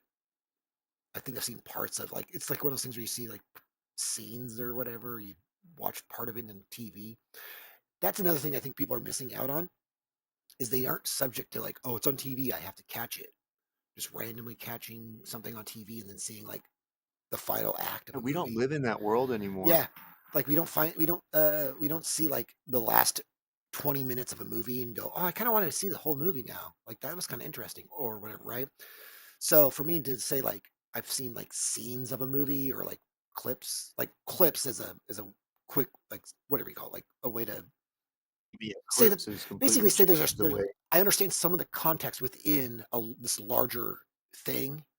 So to say like I've seen like a scene or two with like Brad Pitt and fucking whatever his name is talking in Moneyball, and it's about baseball and whatever, and it's about whatever it's like, oh, Yeah, okay, but a clip like that will make the rounds, and then suddenly yeah. people who've never heard of that movie are watching it. But I think kids nowadays are probably like only seeing stuff within the that kind of context of like YouTube, like those YouTube channels that just do like the iconic scene from this or whatever, or like they show like so I many mean, yeah, they that's true. or they Absolutely see true. or they show you so many scenes of one movie that you feel like you've almost watched the whole movie, but in weird like That's literally the best parts of a movie. six different increments, right? Yeah, You can get around the copyright or whatever if you cut out, instead yeah. of It's like uploading a whole saying, movie, here's a you really just cut out 30 seconds of the best scene and yeah. upload it. Here, And it's so like, what yeah. what was it? What did I just watch the other day that made me go, oh, I gotta watch that? I watched like Kick Ass, badass Kick Ass, the movie Fight or whatever, and I was like, oh, let me rewatch Kick Ass. It's been a while since I've watched Kick Ass, and it was and the clip literally just shows you like one of those like badass fight scenes. Or oh, it's from Kick Ass 2. It's the first fight that you see Jim Carrey's character, the whatever his name is. I'm getting confused with another set of characters, but anyways, he knock and go in and they fight or whatever, and I'm like, oh yeah, I forgot, I haven't seen that. Granted, I also haven't seen that movie since my friend has died, so that was Oh, it was also yeah. kind of a weird experience. And I think you went and saw that movie with us, right? I've only seen that movie a couple of times, and at least one of them was in the theater, so yeah, Yeah, probably. the you and you I think you were with us in the theaters that day. I haven't seen it since then, and then I was like, you know what, I saw this scene and it reminded me I haven't seen this since then, so I was like, fuck it, let's watch it. And I was like, oh, I like this part. Like it's funny that the Kick-Ass is on this list. But yeah, I look at it's weird. Like this also reminds me of how much of a cinephile I am a bit, because like I was like I've seen like The almost all these familiarity movies. with so many of these Yeah, movies. yeah. Like I could easily quickly just go, this is good, and this is quickly why, or this is bad because whatever, or I've never watched this, but anyways, This is Pud, and this is Dead Ass. I know it's like, and you can't obviously in this case you can't edit it because it's like Well, then a we're not doing it. no, I know. I'm just saying, like, you can't edit it. So, like, for example, this would be one of those cases where you have to play along with the the the participants that are also doing it. But anyways, my Even on basically, your own, when it says your list? yeah. Well, no, I know. Well, because this is the list that you are currently Oh, because it contributing. compares it to everybody Yeah, else's. then yeah, because then Okay. yeah. So like, if I go here and I go, Like, I God get it, but I don't like Godfather it. is A. I'm sure that oh wait, why can't I? Oh, I have to choose it up here. This is kind of awkward because then I have to hope that I pick the right thing. Okay, what did that do? Did that change the total results then on what Godfather is? Where's Godfather? Is it? It's still in C, I guess. Whatever. Anyways, oh, that's average. Most votes. Let's see. How many votes did 423 people have not seen The Godfather, but then 405 have seen it, and they put it in SS, which uh, maybe you want to change SS to something else, a little That's less, just kind of an a little, interesting metric in and of a itself. little less Nazi. Um, I know it's like SS means like I feel like it's like the greatest movie ever made, and I don't care if I'm wrong kind of energy. Oh That's yeah, what it that people feels. just getting hyperbolic at that Yeah, point. exactly. That's where I'd say like I'm tired of seeing fucking Lord of the Rings in. Technically, A tier is high enough, but people gotta have that. Oh, Ooh, okay. this is even more gooder. Yeah, I don't mind S tier in the theory of it being like as long as you are like using it in the context of it being somewhat like I'm saying somewhat incredibly. I'm being my English is breaking up, but knowing that you're being a little bit like hyperbolic, like you just said, like you're being a little more like, oh well, I'm super I have a super biased opinion on this movie. So like Star Wars being an S, I can see why most people would do that. But if you were to be more Yeah, like if you had to try and lower the But hyperbolicness yeah, of that, I don't see Empire Strikes Back anywhere oh before. oh, Where is it even I don't. on there? It's probably in haven't seen or whatever. Let me go back That's to my list. ridiculous. My list. I have to just kind of quickly Also, keep in mind, I'm blast looking through. at the delay, so I'm gonna Yeah, be a yeah. couple seconds No, I'm. behind what You're you're looking telling at. me, and I'm now helping you look for it.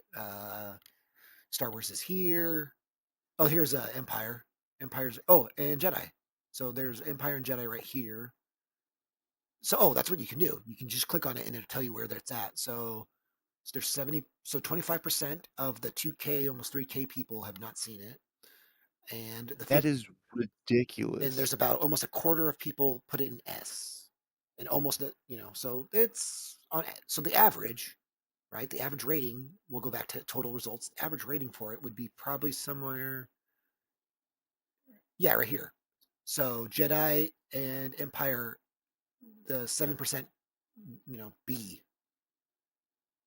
which is weird because you can see how like the average would kind of fuck a lot of these iconic movies, like Pulp Fiction being this low, makes sense based off of That average. just seems like hate thing. No, no, it's average. Like I'd like to think that It's like silly. Just the fact that Empire would be lower on the tier list I than argue that most original, people have seen Star Wars and not seen any other Star Wars movie. and that's insane to I me. mean, That is that is ridiculous. insane, but like I feel like if someone is to like because I clearly the stats show that this is what is the general consensus for average rating on Star Wars, right? 1977 Star Wars, So that's straight silly. right? And then here I'll We jump. do a tier list, tier list? Yeah. Well, right now we're just tier listing, or we're critiquing the tier listing, the meta of tier Yeah, lists, exactly. right? Um, so here's the funny thing. Look at how it jumps. SS, it's super S tier, does jump up. SS, only 57 people, 18% only say that Star Wars won, or A New Hope. Sorry, I keep wanting to call it 1977 Star Wars because that's where I'm that old. Well, because it is Star I am Wars. that You old. can, I know they retroactively called it A New Hope, but Yeah. it's fucking Star No, Wars. it's Star Wars. Um, and then here, then it jumps up to 80 people have put it. So 30% have said that Empire is SS. Then you go over to Jedi. Jedi again, about 15%, which is about on par with the original. So that's almost kind of like that actually honestly seems right for like because I that's another thing I've noticed with like when you rank any movie at this point, the average is tends to be kind of the unfortunately tends to be the actual consensus that most people have for that movie. So I think that in It's a this, vote of the people.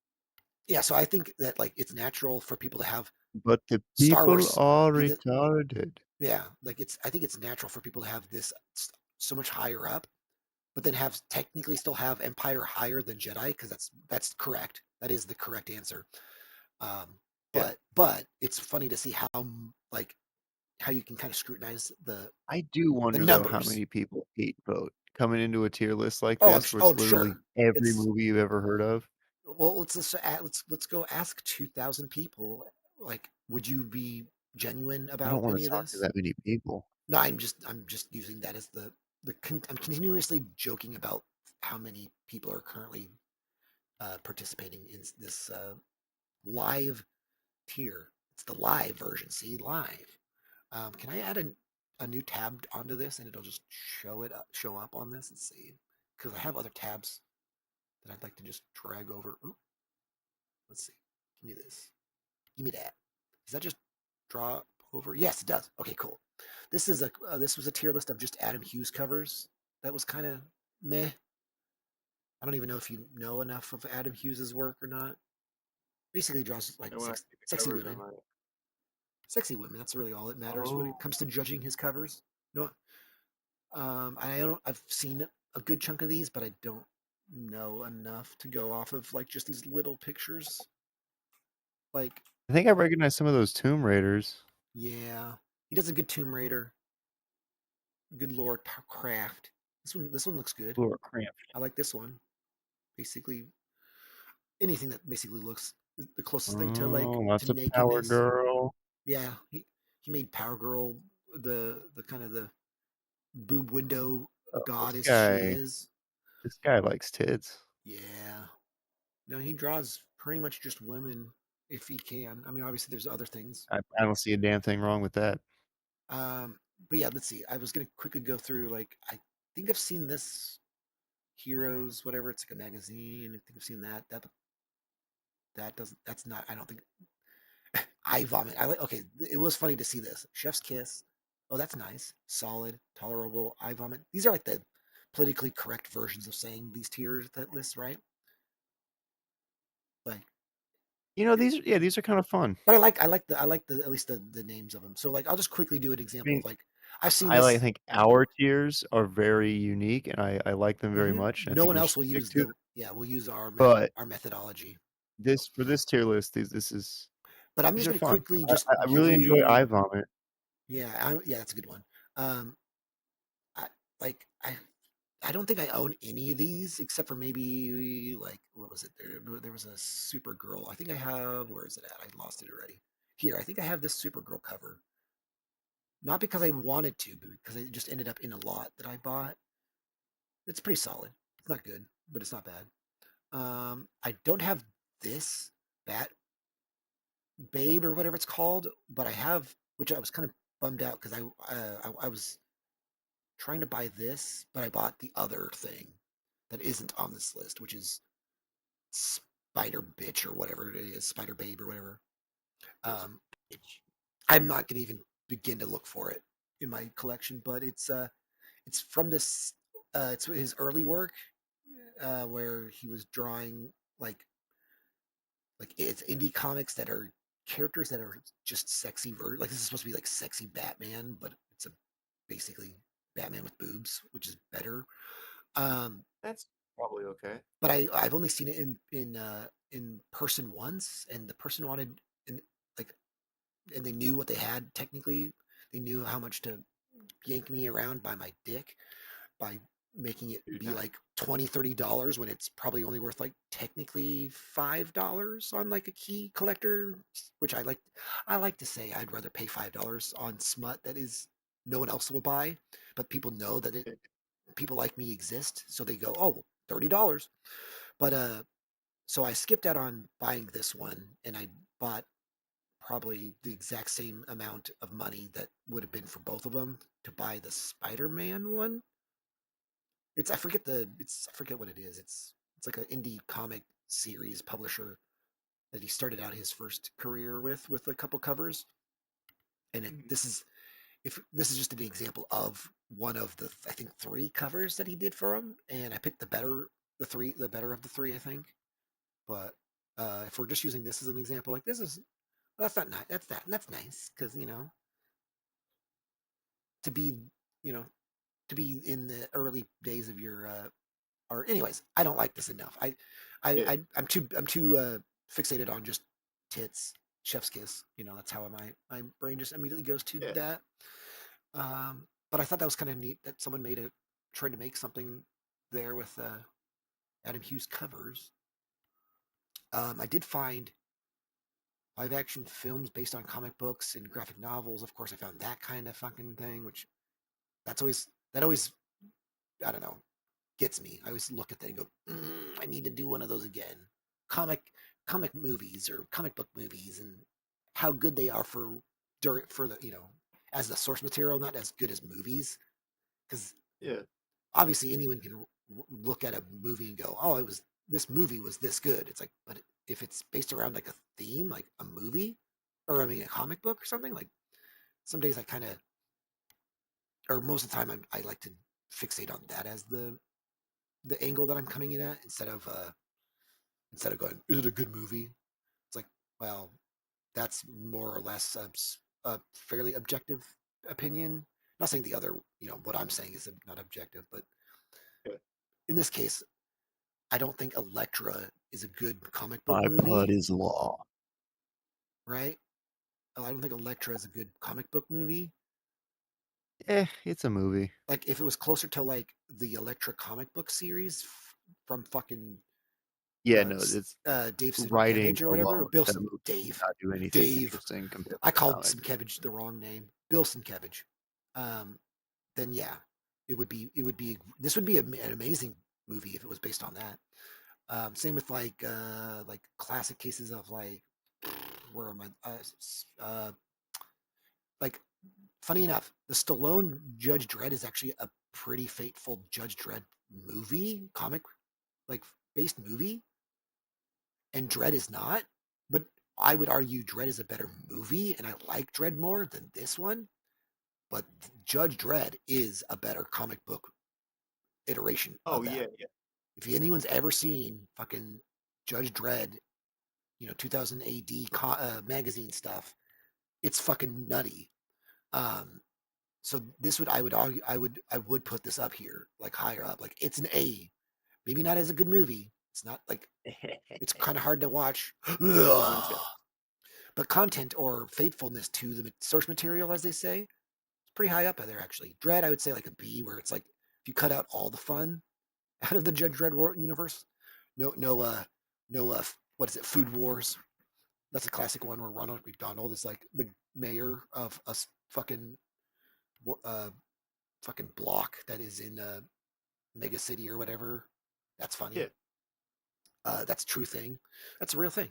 Um, I think Men in Black's a good example of like I don't know how well that comic book was because it's a short little like I think there's only a couple books. It's like Ye From what I understand, the film it's is pretty different from the comic. yeah, I mean, yeah. I know that they're enough different, but also the comic isn't so unique or so like cool that like the movie steals. Well, it does steal the shine from it, but like I'd rather say that like if they had a more consistent vision, like at least the first movie, not counting the rest, because I don't like Men in Black as a franchise, but as a standalone movie, trying to take its Where did you fall off?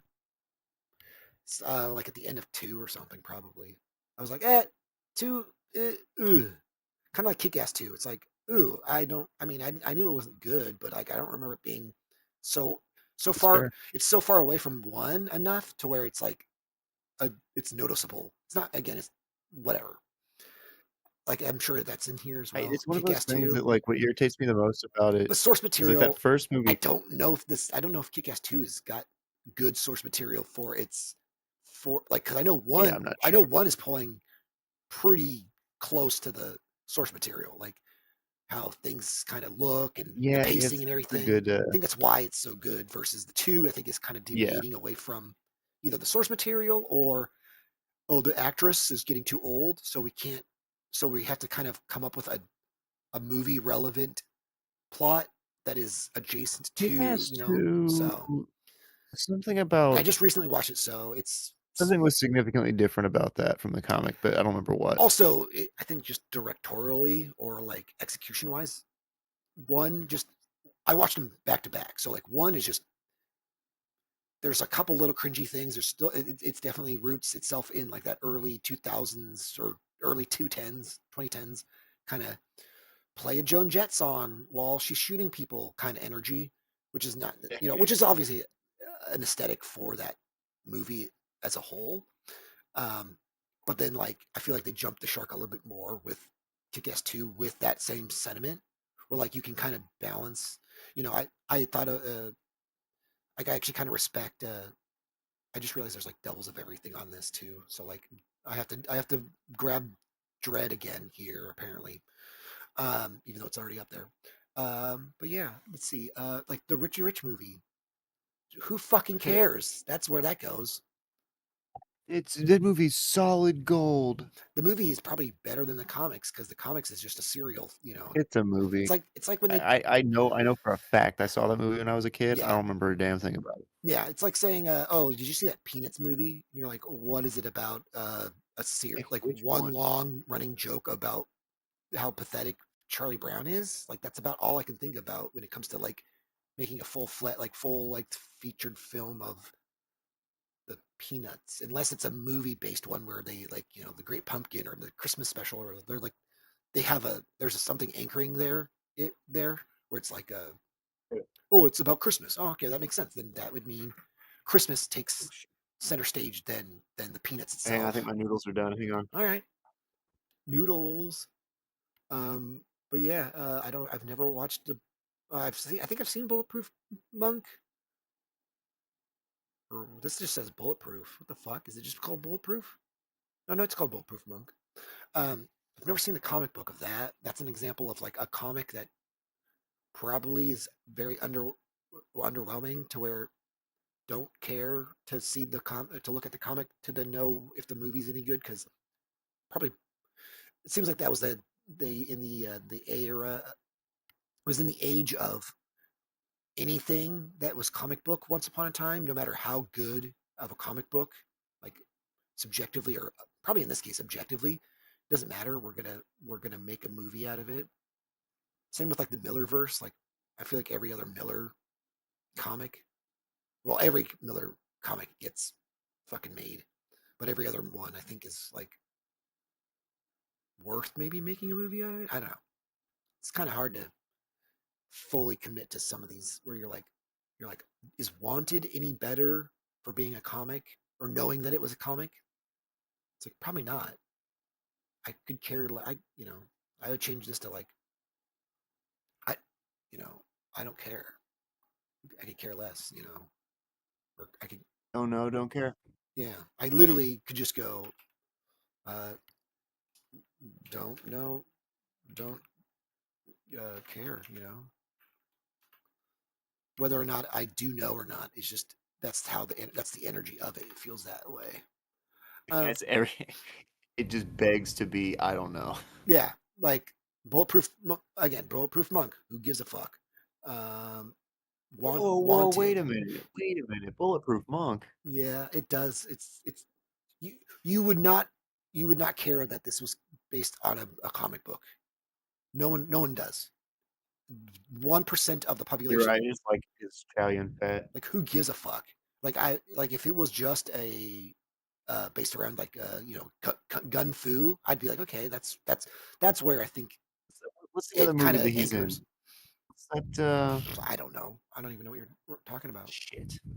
It's Ang Lee back in the day. Maybe not Ang Lee. Sure. Who's the other guy? I don't know. Crouching Tiger, Hidden Dragon.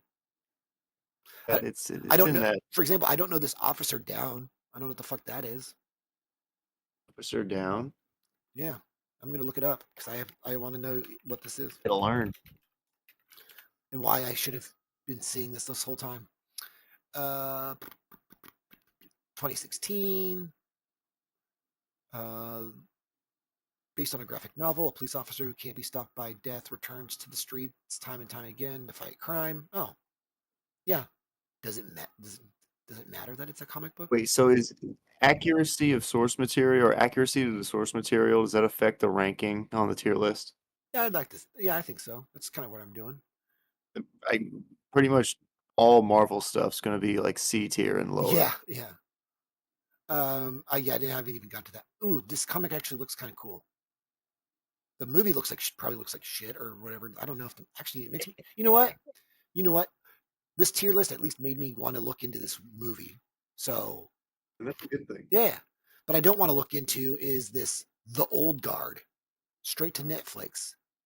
Don't know, don't care. It probably has. It's probably one of the. This is probably an example of shitty comic book being turned into a shitty movie. I love it.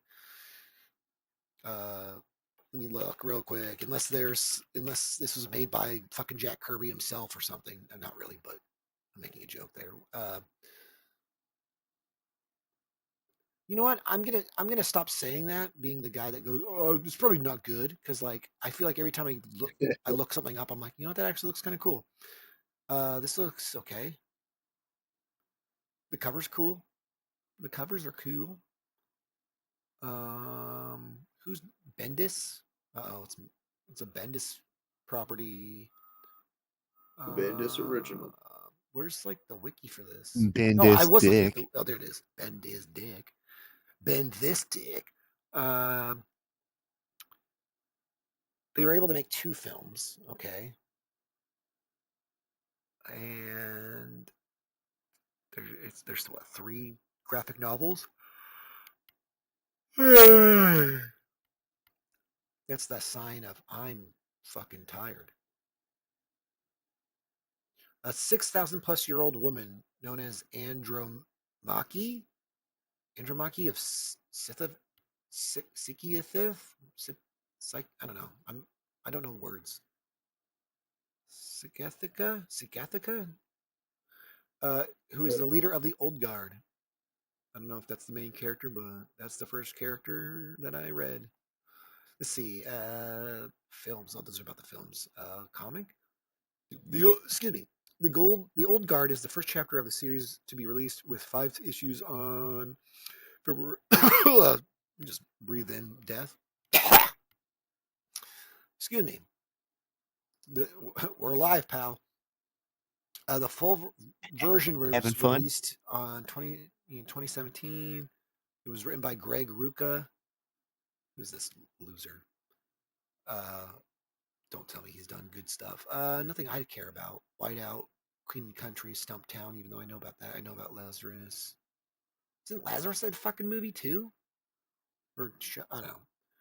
We're also looking at movies and not TV shows, because clearly that's also a big thing. Like Walking Dead would be on here. Like that one would be probably actually a good example of like, as the later seasons go, like the source material and everything starts to drop it down the tier list.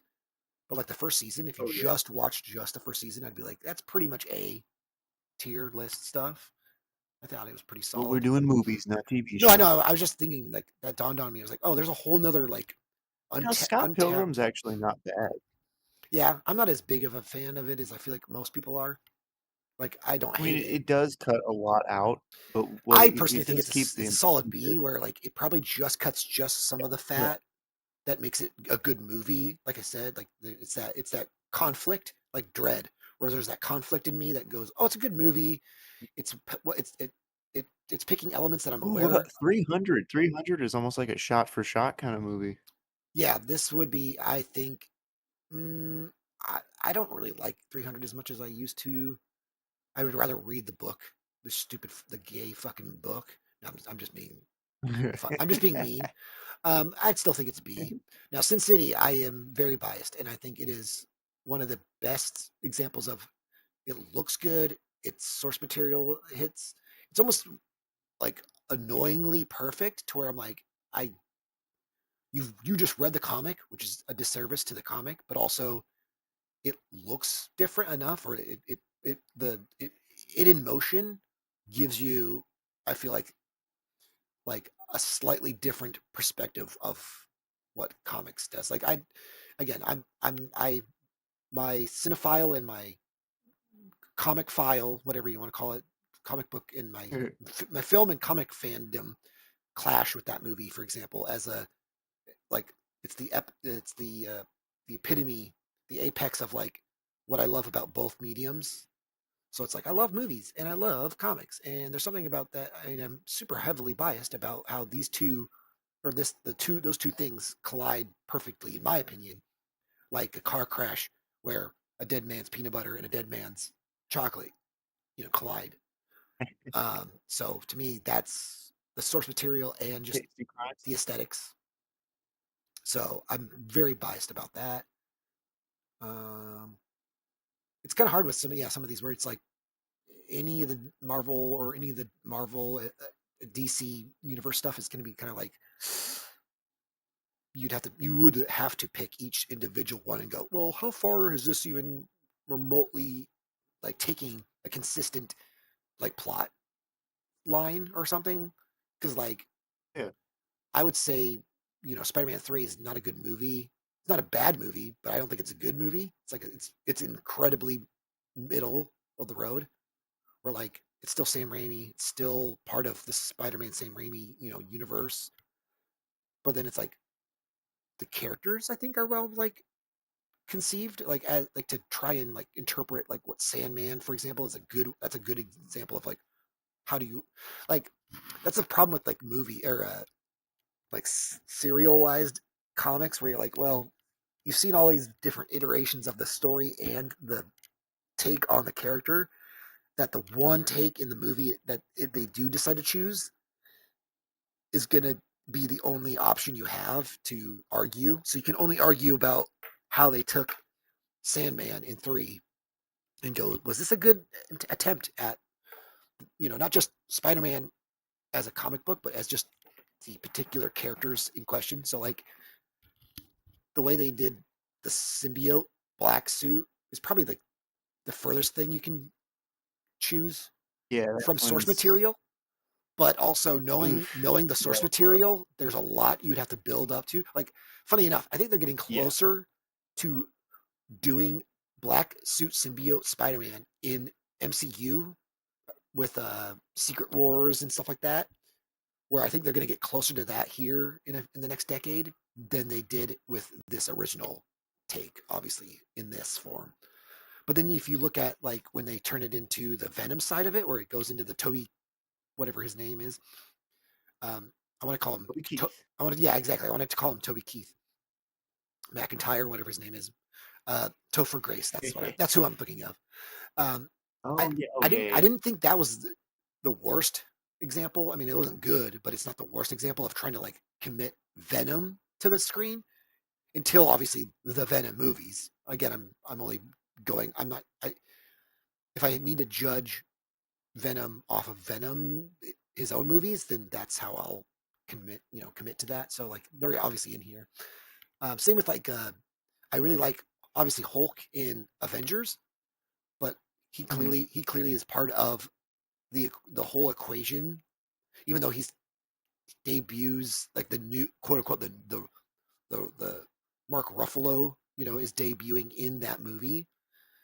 I would say I like that approach, but you have to kind of go, well, it is part of a larger thing when you use so like if you use like uh what is his name this fucking Fight Club boy Ed Norton. Ed Norton, thank you.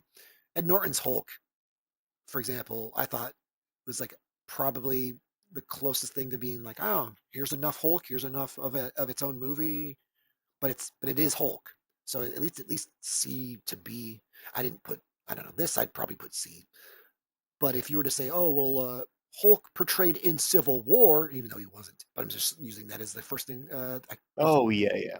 Like Well, see, that's where the tier list that's thing what is it. kind of Yeah, tricky because like Thor Ragnarok is a complete bastardization of Planet Hulk, so it should yeah, be low yeah, tier. But yeah. Thor Ragnarok is like one of the best MCU I movies. rewatch it and I have to disagree. I kind of now Really, I've decided I want to kind of be uh, uh, in the I kind of like the middle of the road there. It's not. I mean, I don't think it's bad a movie, but like I don't know. Like there's no reason to suck its dick either. it's the best Thor movie. Uh, yeah, that's sad to say because I don't really like any Thor movies. I know the bar's not very high, but Like okay, so I love Thor as a character in the MCU, right? It's a weird way to put this, right? But any of his standalone movies, I could care less.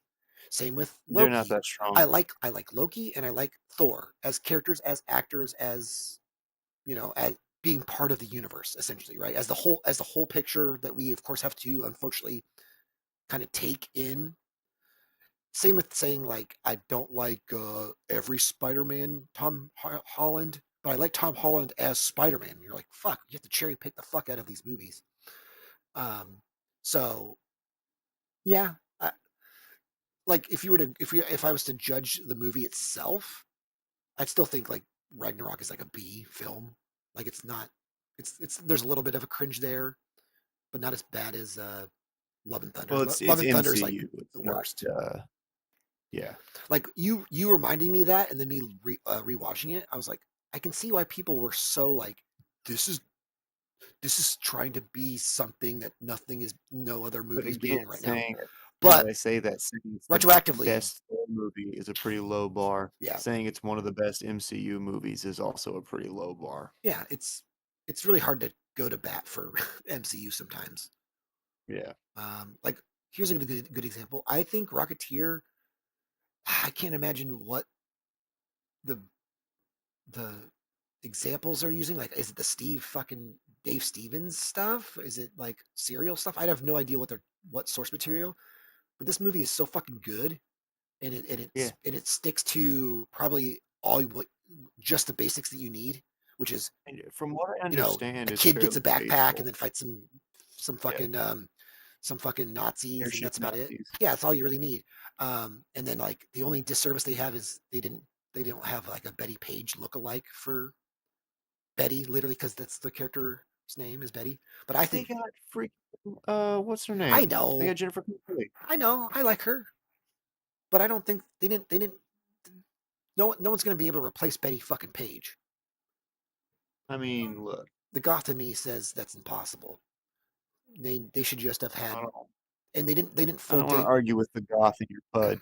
Yeah, they didn't also full commit to the Dave Stevens. Like she literally is like she literally is Betty Page. So her job is to be her pictures to be taken scantily clad. Like that is the character. She is a femme fatale esque character, and visually eye candy as fuck. Like she is cheesecake It's fucking as fuck. scandalous. So the fact that they kind of cut out the sexiness, it's like trying to censor all those Adam Hughes comics covers where they're like, yeah, we can take away the boob window, we can take away the hotness of these characters. You're like, yeah, it's called someone else drew it. But anyways, yeah, I guess we are talking about this list, and I'm not worried about just having it as a talking point more or less than actually committing to the full tier list. Because like I don't I love Tank Girl, and I loved Tank Girl comic book, and I love the movie, and it's also an A for me. But I'm also biased there, where like they only need to take bits and pieces from what is Well, if the already tier is based a Madman. exclusively on accuracy to the source Hmm. material, then yeah. But Like if we're actually putting like yeah, quality of film, Tank Girl's kind of a mess. it is. It is. I kind of wish it was a slightly better than it is, but I think I with mean, what it's faithful in the ways that it can be, but like you can't. narrative I, narratively, it is a I mess. know they've been trying to get Margot Robbie to play Tank Girl in a movie here, but I just don't know how well they could make that any better. Because like it's like almost like they basically dodged a bullet with Tank Ooh, but Girl. here's a good example, Was dude. like Howard the Duck. yes, Howard the Duck is incredibly accurate to the comic, but that movie is fucking yeah, stupid. yeah. Like I would did Jim Henson help with this? Because I think that's one part of me that kind of gravitates towards it. Impossible. I'm pretty sure, and that's what would bring it up to where it's like, I kind of like the fucking. I like Howard the Duck as a little midget in a duck suit. That's kind of cool. Like kind of, but again, I mean, the production I'm is fun. extremely biased with the Jim Henson Ninja Turtles outfit, uh, Okay, well, that garb. movie is both a great movie and Yes, accurate to this the is an source also an S material. to me. Yes. They only do the tiniest little tweaks to where they bridge like Raph the Raph standalone meeting with like Casey Jones just to make sure that it fits within Oh, yeah, the yeah. first book, right? Because I think they That pretty though, they much do take change it. yeah They swap Raph and Leo for who gets hurt. They swap that. But honestly, it's one of ah those changes that I think narratively it's a change for the better. yeah no I think what they do is they go well it's 1990 and it's been out since 85 or whatever, right? You should know that as well, right? 85 is when the first Ninja Turtle comic book came out. I don't do math. Uh-oh. You have the original comic, you fucking loser. I know, I know. It always gets me mad whenever I I'm love like, it. I I know, sleep with it under my pillow. I kiss it as a I good know. night every night. It's the only affordable version of it though too. So it's like you have the third or fourth printing or whatever. It's like that's the only one people can get. That is the final of that original cover. I did get Mhm. this Donatello uh, standalone micro series or whatever. So that one has the Jack Kirby like thing where he goes and whatnot. That one's fun. That'd be an interesting way to try and shoehorn that into a movie. You're like Donnie's gonna go into another fucking world. Anyways, but yeah, they Huh.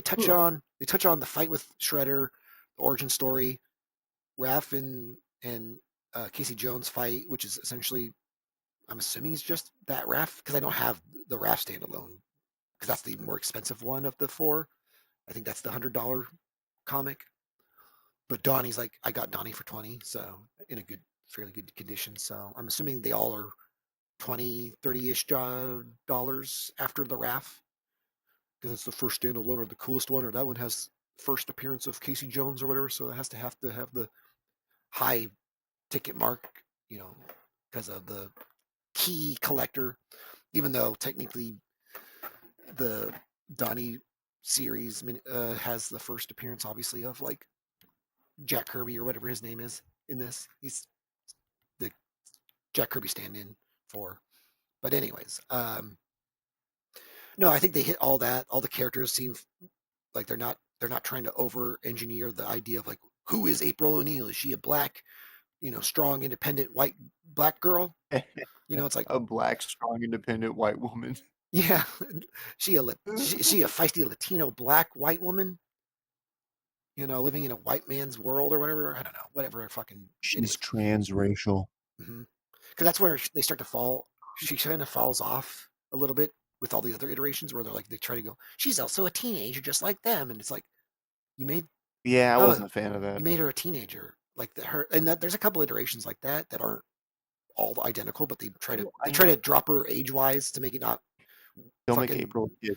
yeah weird zoophilia stuff or Yeah, something. no, not into it. Yeah, I Yeah, the turtles don't need to be in relationships. Like dude, it's funny when it's we need a teenage mutants flirting with an attractive adult.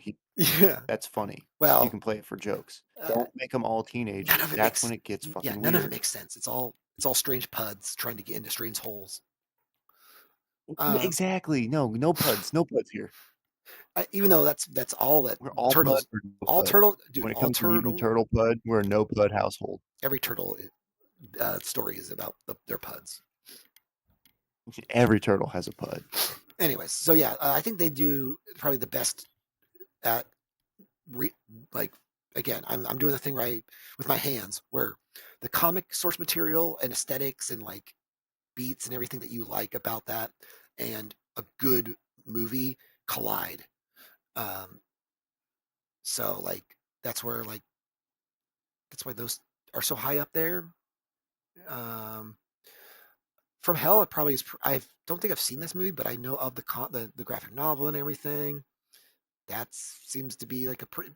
It seems pretty faithful, so I'd imagine it's at least in the SA rank because it's like aesthetically and everything. There's like turtles. You clearly have to like go out of your way to design turtle outfits or like put them in CG.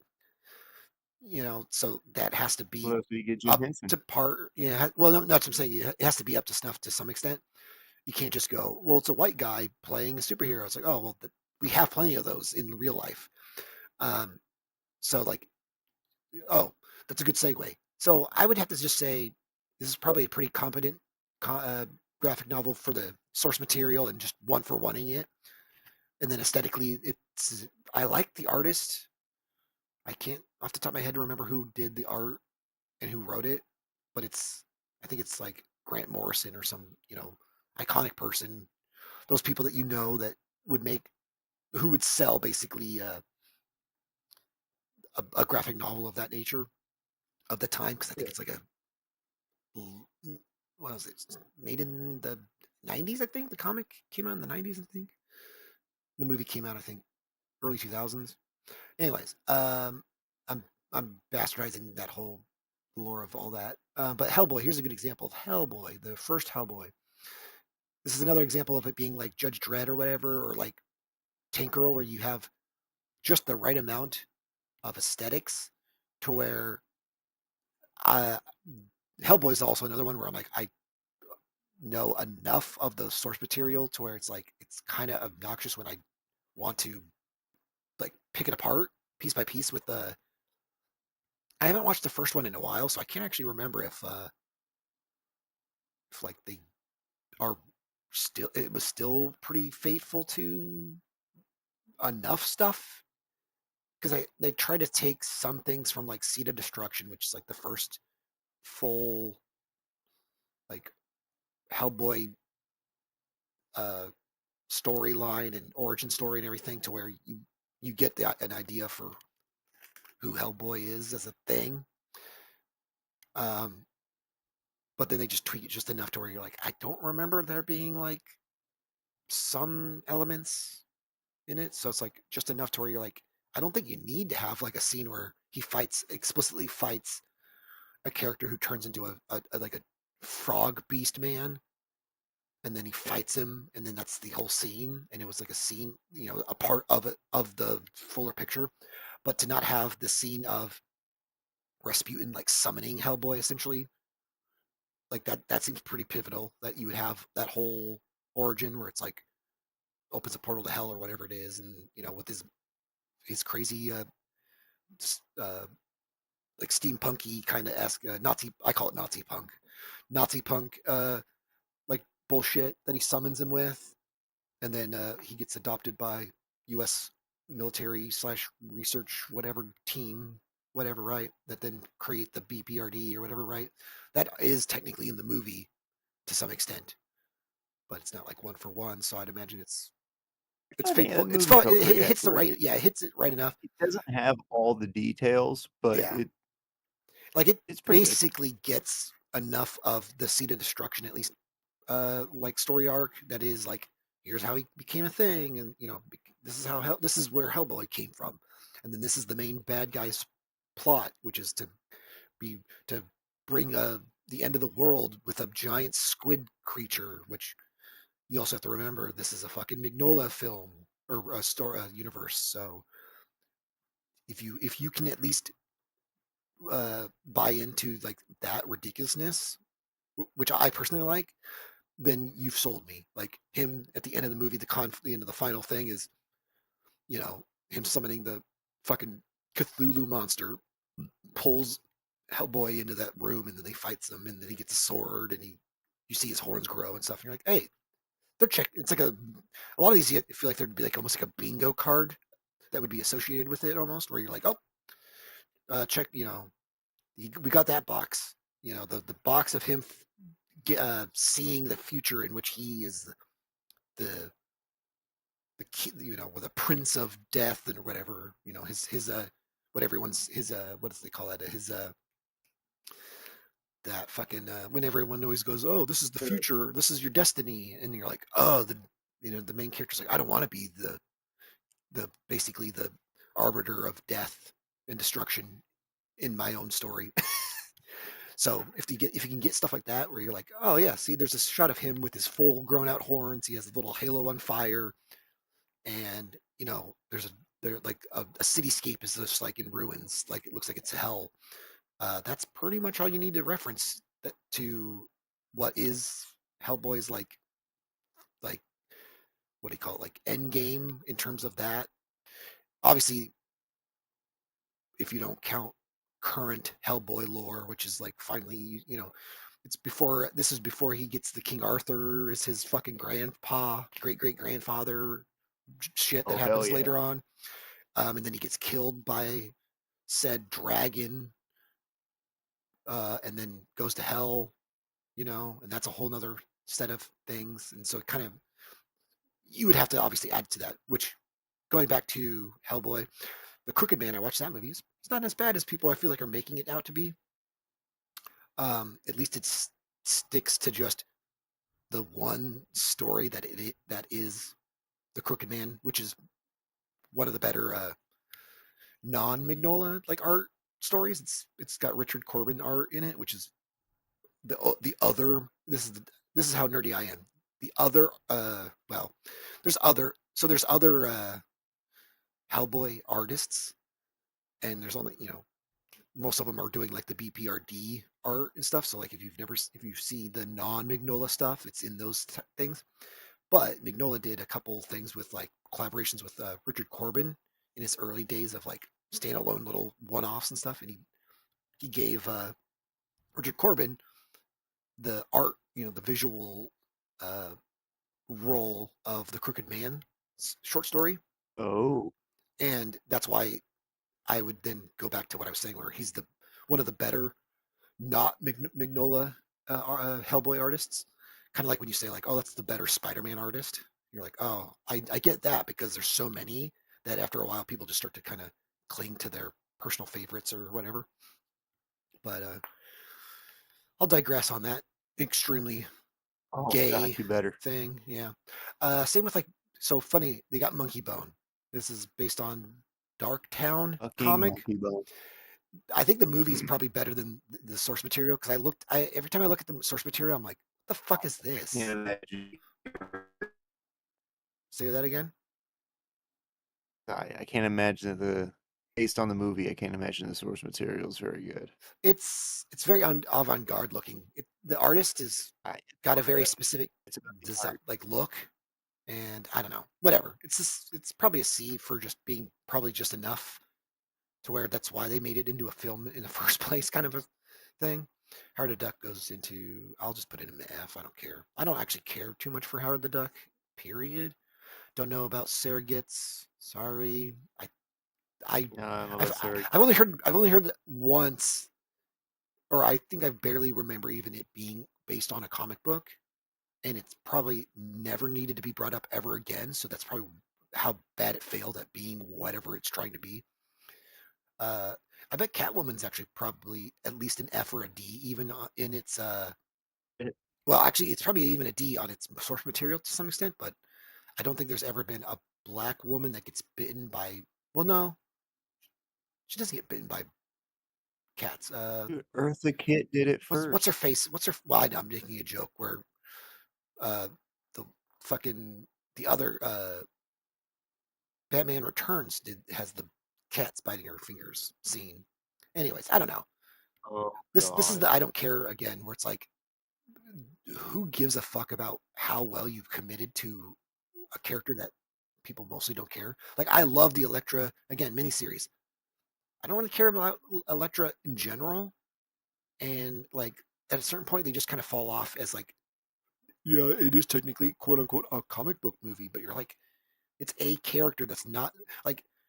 It sucks to say that like the more anchoring characters like Spider-Man, Batman, Superman, and then you're like, well, we're gonna make a Lois Lane uh, Netflix special or film or TV show or whatever. I'll be like, it'll still have Superman in it technically, right? But it'll probably be like in the background or whatever, or like the anime one that they have on Adult Swim that sounds kind of dumb. They're trying something different. It's like Yeah, I haven't watched much of that. I've never watched it, and I can't help but that think that like you can't. There's a reason why you have main characters to a certain point. Like you can't just arbitrarily go, we're going to create this, we're going to raise up. I mean, they do this with Wolverine or Deadpool or whatever, where they raise them up to like main character status, like important single focal point Yeah, status. But then you're like, it's, I you know, wonder why. well, there's other components to it. Like I could break apart like the really like what is probably the right answer and what I like to say is is what like I would just say, oh, Catwoman's hot and she's kind of cool and kind of sexy and kind of has like the cat burglar thing. Like that's kind of cool. We can work with that, but only in the context of a better story or like a bigger elaborate thing.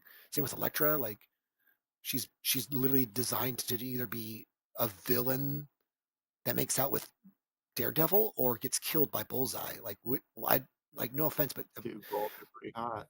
it's hard for them to break away from some of their like comic source material to where you can't go, well, you what do you mean you can't have an Electro movie? It's like I mean you can, but like I don't know, I feel like you have to take certain strides to make that make more sense.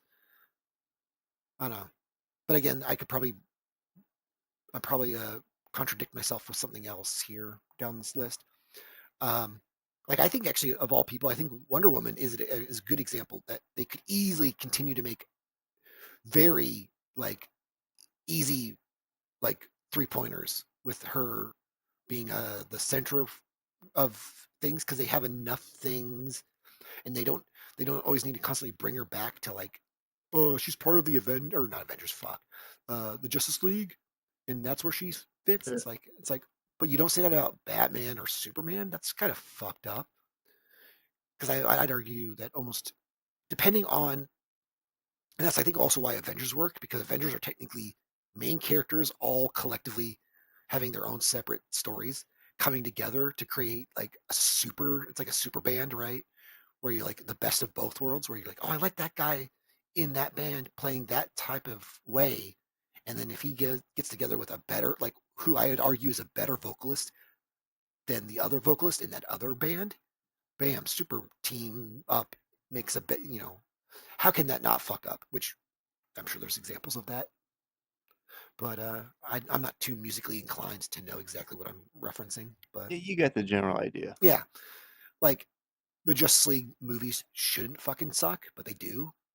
Like that's sad because I feel like that's like an easy layup where everyone knows these characters and you don't have to overly like rewrite them or reinvent them or like give them like 30 minutes of screen time to describe their background. Like I don't mind. I mean, every once in a while it is, why not? Cyborg, yeah, let's give Cyborg just a little bit more time just to kind of help because maybe he's more, at this point, oh, he's relevant to the mother box because he's attached to it through literally his creation. It's like, okay, fine. Same with like Vision being made because he's part of the fucking shenanigans that is involved in Avengers Age of Ultron, right? Just seems naturally like that's the point of when you debut those characters. Oh, this is a TV show that's on this list. So there's that. Um, Well, break the rules. the Inhumans. Yeah. But also they're just after a while they keep repeating. So there's only like probably like 20 movies on this, but they're repeated multiple times to make it All right, hang on. I see actually got to go get because my like look how noodles. big Hang on. that list is, and they're all the same. They're all the same. But Time Cop is a good one. I don't know if that's worth saying that it's I think Time Cop's a pretty good movie, but I don't know if it's worth saying it's a good book or comic book. There are some that I would imagine you go, hey, this isn't the greatest comic book overall, but you know what? I think we can spin it in our favor to then say we can make a movie out of this, and then people will go, wait, that was a comic book? Whoa. Because like I think like History of Violence is probably a good example of that. What else? Apparently, Weird Science is a fucking comic book. Isn't that just based around like a series, like a comic book, like anthology series or something? Um, I don't know what else.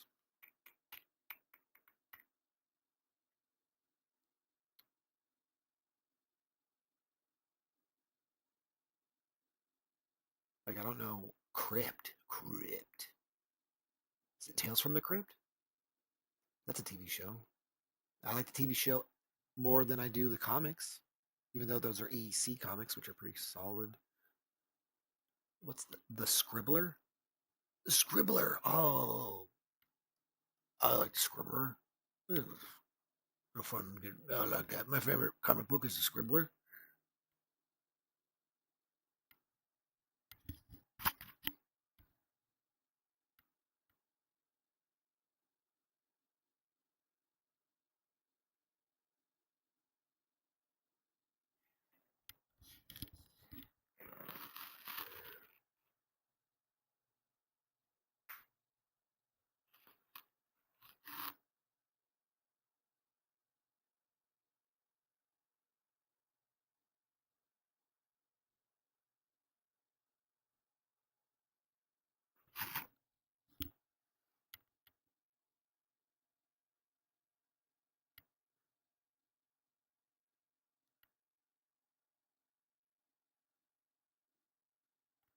So yeah, like I think like Batman's probably like the first Tim Burton Batman's probably a good example of like how do we put everything that we've ever known about Batman into one movie? It's like it's probably the best equivalent so far. So it's like it's another example where you're like unless you go full like campiness where you want that you're aiming towards like it still brings you your own the own flavor of with Tim Burton's like dark shit, but then you're like before that we only knew about the Adam West comics or Adam West show, and then the comics that kind of had to be similarly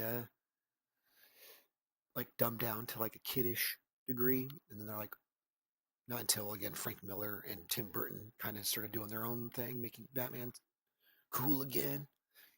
It was again like Batman's like dark, then not so dark, then dark again, and then now he's kind of somewhere in the middle where you can kind of play with both iterations of the Batman.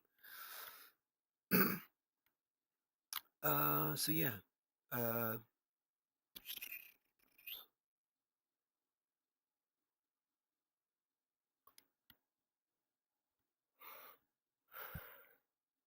The Batman are we talking about?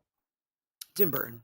I was like, that's probably the best example of like, well, you bring your own little bits to it, but like, how do you best like fully commit to like again the what is Well, that's the thing. Tim Burton's the backs consistent, and what is that's the good. But the problem is the what's the studio origin wanted like a story? family-friendly, marketable fucking superhero movie, and they hired Tim Burton because they're fucking stupid. Oh, I don't know.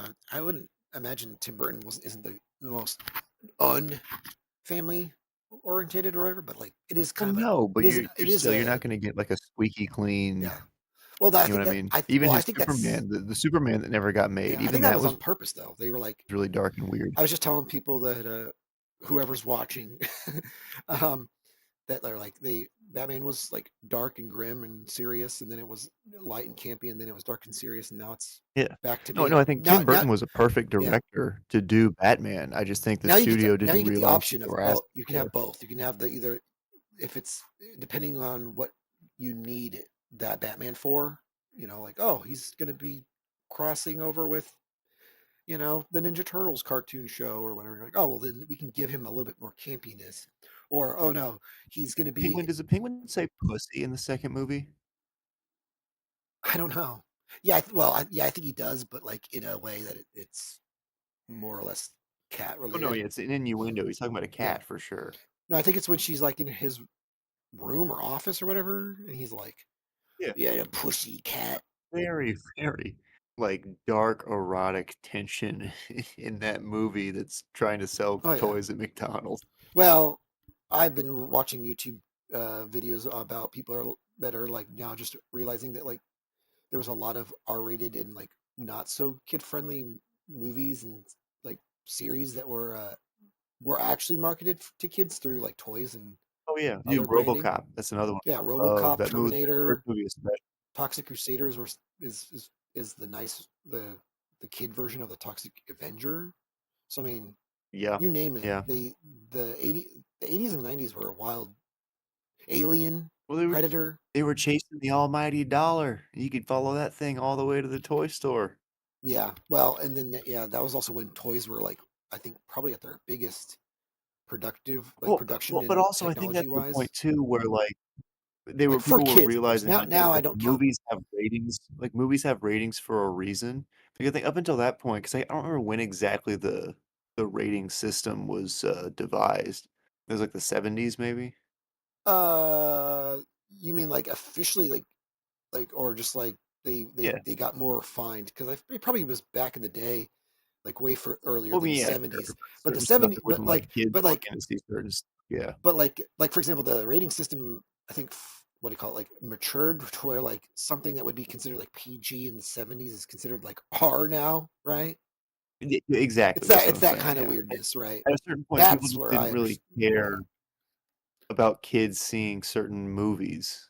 But Yeah. then when it became a thing that it's like, "Oh, well, you know, kids actually love this movie because they watch it with their dads, so if we make action figures from it, we can make money off of that. But like, I don't know what exactly I'm talking about, but I don't, somewhere in we're there kind of is the getting you a know, resurgence of that a propensity little to bit make like with like rated R action figures. yeah, we're kind of getting a resurgence of that where like Yeah, a clearly little bit. Yeah. clearly people were going to Terrifier 3 intentionally knowing that it was, you know, not rated and Yes, very much. whatever the big fat robot or whatever is how they snuck in.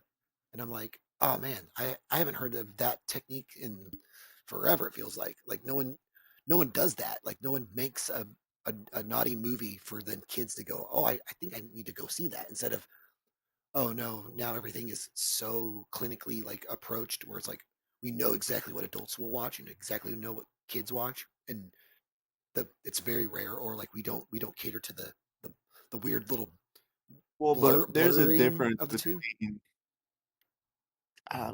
there's a difference between like a movie for kids that's got like adult jokes in it that like only adults get, and then Oh like yeah, selling kids an action figure of a character that like shoots there's a somebody in the mass dick. killer or Like, mass murderer or something. Yeah. Well, they also like to do that thing too, where they strategically like go, well, we can create because obviously RoboCop is iconic visually, so it makes sense to make a toy out of him. But then if they had a character that's like of the one guy and his catchphrase when he pushes back says "bitches leave," you know, what I mean, like that, I can see where they cut off the whole. How was it Howard Boddicker? I don't know what his name is. bitches leave. Bitches leave. I love that. Oh, dude, have Fucking you ever seen the clip yeah. that Yeah. have you seen the clip where the director and right whatever it was, he's like French, and so how he directed that character or that actor to deliver it that way because he's like no, I literally just repeated what he said, and he goes, since he's French, and they do a better job of the little interview, but I was like, I didn't know that was a thing. I thought it was Oh just yeah. I just thought it was the actors like and how it was written and everything. No, it's apparently kind of like more or less uh what do you call that, like insisted by the director himself to say it that funny. Right. It's Right. like how you would expect a Tommy Wiseau to direct you, and then you realize like that's not how you that's not a human thing to do to Dude, we say got to and get do. Tommy Wiseau to direct our next live stream. Dude, he'd do it. Yeah, I bet dude, he'd probably do anything on Fiverr. he's awesome. I'd do anything for that guy. He needs to be doing more stuff if he's gonna like. You ever have a dream that Mhm, you want you wish you had you want him to do you so much you could do anything? mhm. I mean, I don't think that about that with Tommy Wiseau, but Oh, okay. Oh yeah, I no, do me feel neither, me that neither. I do feel that way with a lot of things, but in particular, yes. No, I want my bibliography, my my based on my life by Tommy Wiseau, and it'd be funny because it's like, who's this fucker? But then they're like, oh, it doesn't matter. It's a Tommy Wiseau film. It's gonna be fucking weird and great. Yeah. Anyways, so wouldn't that be funny? You pick a like a character like you do a like a movie biography on someone that's either very not known, like so much that it's just a regular person, right? Like almost to the point where you could just, I guess, just write a fictional character clearly. But no, you would pick someone you know, and you're like, okay, how do you like elevate this person into like a role to where like it's like saying, oh, no one knew my dad, but Tommy Wiseau made a movie about my dad and like created this weird phenomenon where like people are interested in this like approach to where you know, I don't know. It's the same with like anything else where it's like how you like exaggerate the like historical things where you're like, well, no one was in that room and no one ever really wrote anything like documented anything in the closed doors. But here's what it would be like. It's kind of like that. You would just do stuff something like that. But as long as it's done by some crazy person, or I'm not saying You that. got to get the Yeah. crazies. Hmm. Hey, again, I might. That's not. That might. They make all the best movies that you can't show anyone. It sounds like I'm being mean, but I legitimately am not. Like I'll say that Tommy Wiseau is probably a weird character, but I Being would. Pud deep. I'm respectfully gonna say that. Yeah. That I would. I would not. Again, it's that thing where you go. I wouldn't not. Meet that person, or I would not want to know more. But I also do recognize when I'm like, he is kind of an odd character. He probably would say the same. He'd be like, I know I'm odd, but I'm just letting my freak flag I mean, if fly. someone called me an odd character, I'd be like, oops, I would be concerned by how complimentary that would be. That too. I mean, but that's you. Some people actually like take that to heart when they're like, "What? I'm not weird. Take that back." And you're like, I don't even know if that's like super Just start descriptive crying enough. Yeah. immediately. No. I'm incredibly underwhelming. Take it back. I'm the most boring, normal, awesome thing ever. And you're like, wait, what? You're like, collect pennies. My pants smell weird. hmm. And that's why we would make a movie out of that, just based off of that interaction. But yeah, I don't know. I could go do this all day, where I'm like, most of these things are just how do we get it? Like, how do we make something that has origins of something that was cool, but like we can get away with it being like, oh well, it has it has a life of its own now. Like it exists as a multimedia thing, because like the Deadpool in the comics and then in the movies and everything, like you kind of have to all now they all just kind of exist as one character, no matter how many iterations, because it's like now it's an There's only one amalgamation. Deadpool. Same with like again going back to like I don't know, like they're like, I didn't know this was even a movie or a comic, and you're like, probably it's probably not a good thing, or that's probably not, or that's probably what they wanted, because I think that's what early comic book movies were like, where like if you didn't know, like it's obvious, like oh Spider-Man, we all know that's a comic book character, but they're like history of violence, and it's like, do you need to know if that's a comic or not? Like, My mom wouldn't let me check that out from the library. does it matter? Like Tales from the Crypt is technically like like a title to a comic, but it's like a series of it's like an anthology series. So then it's like I kind of like both of those, but in their own separate ways. Like the TV show's awesome, but it is literally just taking like the Twilight Zone, like what if kind of energy of like, but then you just put like in Tales of the Crypt, it's like more horror themed. So you're like, what if this happened, and then there's a zombie, you know, Yo, hide your someone, shit. yeah, someone's screwing over this other character, and then they come back from the dead. Like that's how you write all those EC kind of serials.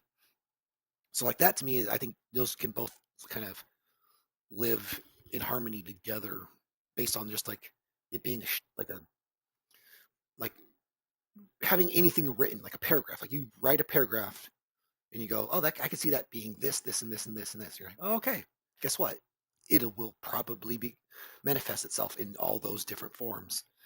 Like, sure, it started out as a comic book, but like, it's synonymous with almost every like, I don't know. Again, the Ninja Turtles, the superheroes, like all these, like they're now notorious or like synonymous with every medium you can think of. So you have games, movies, obviously the comics. Um, you know, Notorious TMNT. so yeah, it just becomes like a thing where the it almost doesn't matter if it's like the chicken and the egg. Like, did you know that was a comic book first? You're like, well, does it matter that it's a comic anymore? Like, it's an IP that just has like spans the whole of pop culture slash the creative medium. So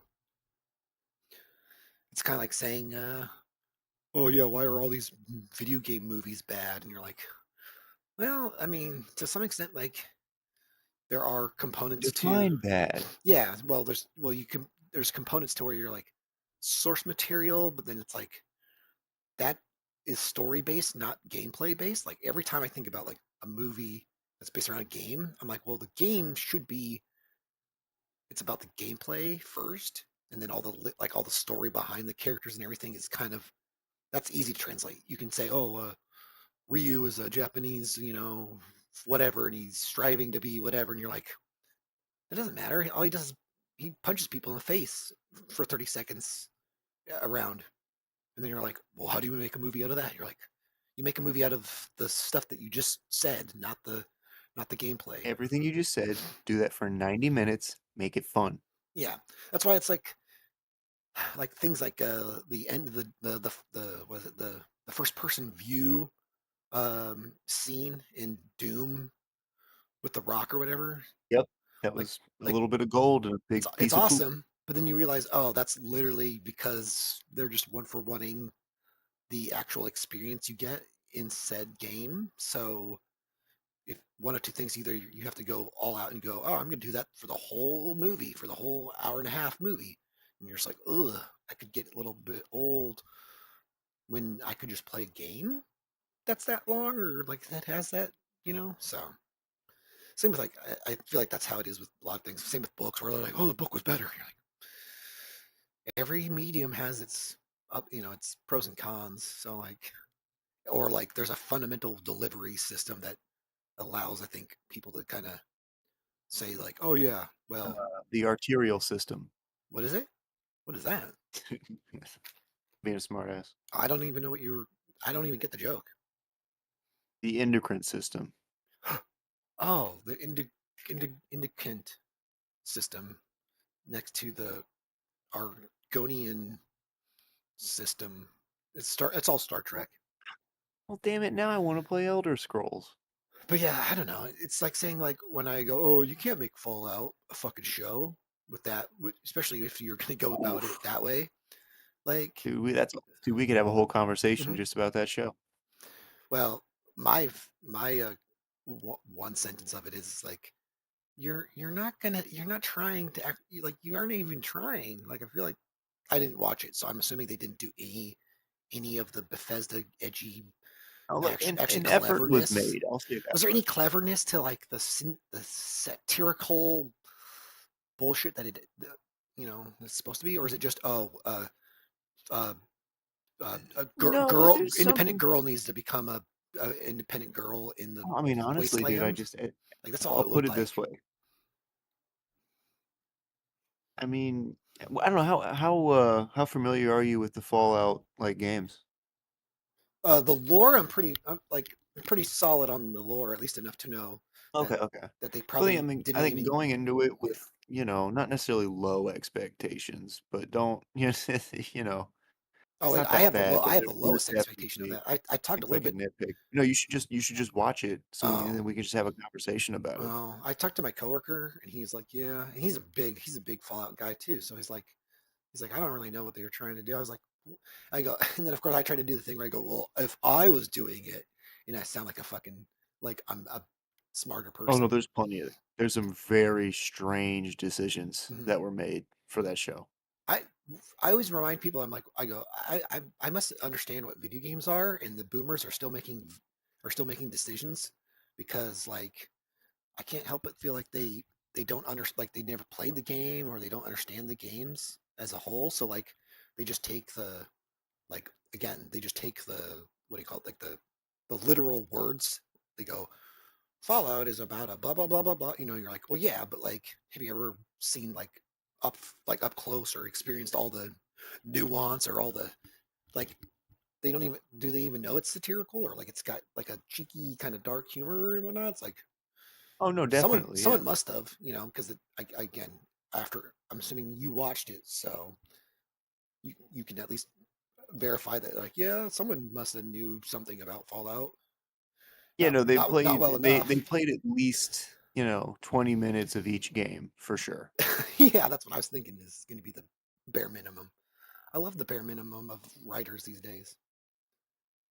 You know what I find fascinating is like, okay, we have these writers and we have to give them the task to then like that's like that's the new job now. I mean, I'm going to deviate from this the what we were talking about just a little bit, but it seems like writers. I have a hard time with you. There's two types of writers. There's either the ones that they're paid to do a fucking job, which is research, and then trying to executing a good, a good script based off of their research. Now they might not get it perfectly because they're coming from like, the research reporter. I'm not familiar with the stuff angle. That's fine enough, but you did a dang decent job trying. That's what you get paid for. Or you have the writers or like the people who know what they're fucking talking about, but they don't get the opportunity to actually contribute to a successful, project. So you have the experts who aren't getting hired to do stuff, or you have the people who are too lazy that it's their damn job to learn about it and then at least make something I think competent. there's a lot of that. I think it's a lot of that. It's that. No, it is mostly that. But I found that they're like the second part to that is, so the first is, do we have the people who know what they're talking about and writing it? Nope. What do we have? Oh, we have people that we hire to tell them this is the project. We don't have expectations necessarily other than make it spooky or make it whatever, make it Fallouty. It's like, oh, okay, well, I guess they're at their own they're at their own devices to research it, but we don't give them, okay, whatever. Like, let's see how much they flounder, and then someone goes, oh, I don't even care. Okay, well, whatever. It's kind of like what people were saying. Why Rogue One is halfway decent because the guy actually did his homework, is what they, that's how I was just sum it up, where they did their homework on the project. Where he goes, it's not like he didn't That's what I heard. know anything about Star Wars, but he tried to at least make it feel like it lives within that universe, than just going, oh, I'm just going to make my own Mary Sue with a Star Wars paint job or whatever, right? You're just like, oh, weird. You want that, but in order to get that, you have to like bend the rules or like make something that's not that. I don't know.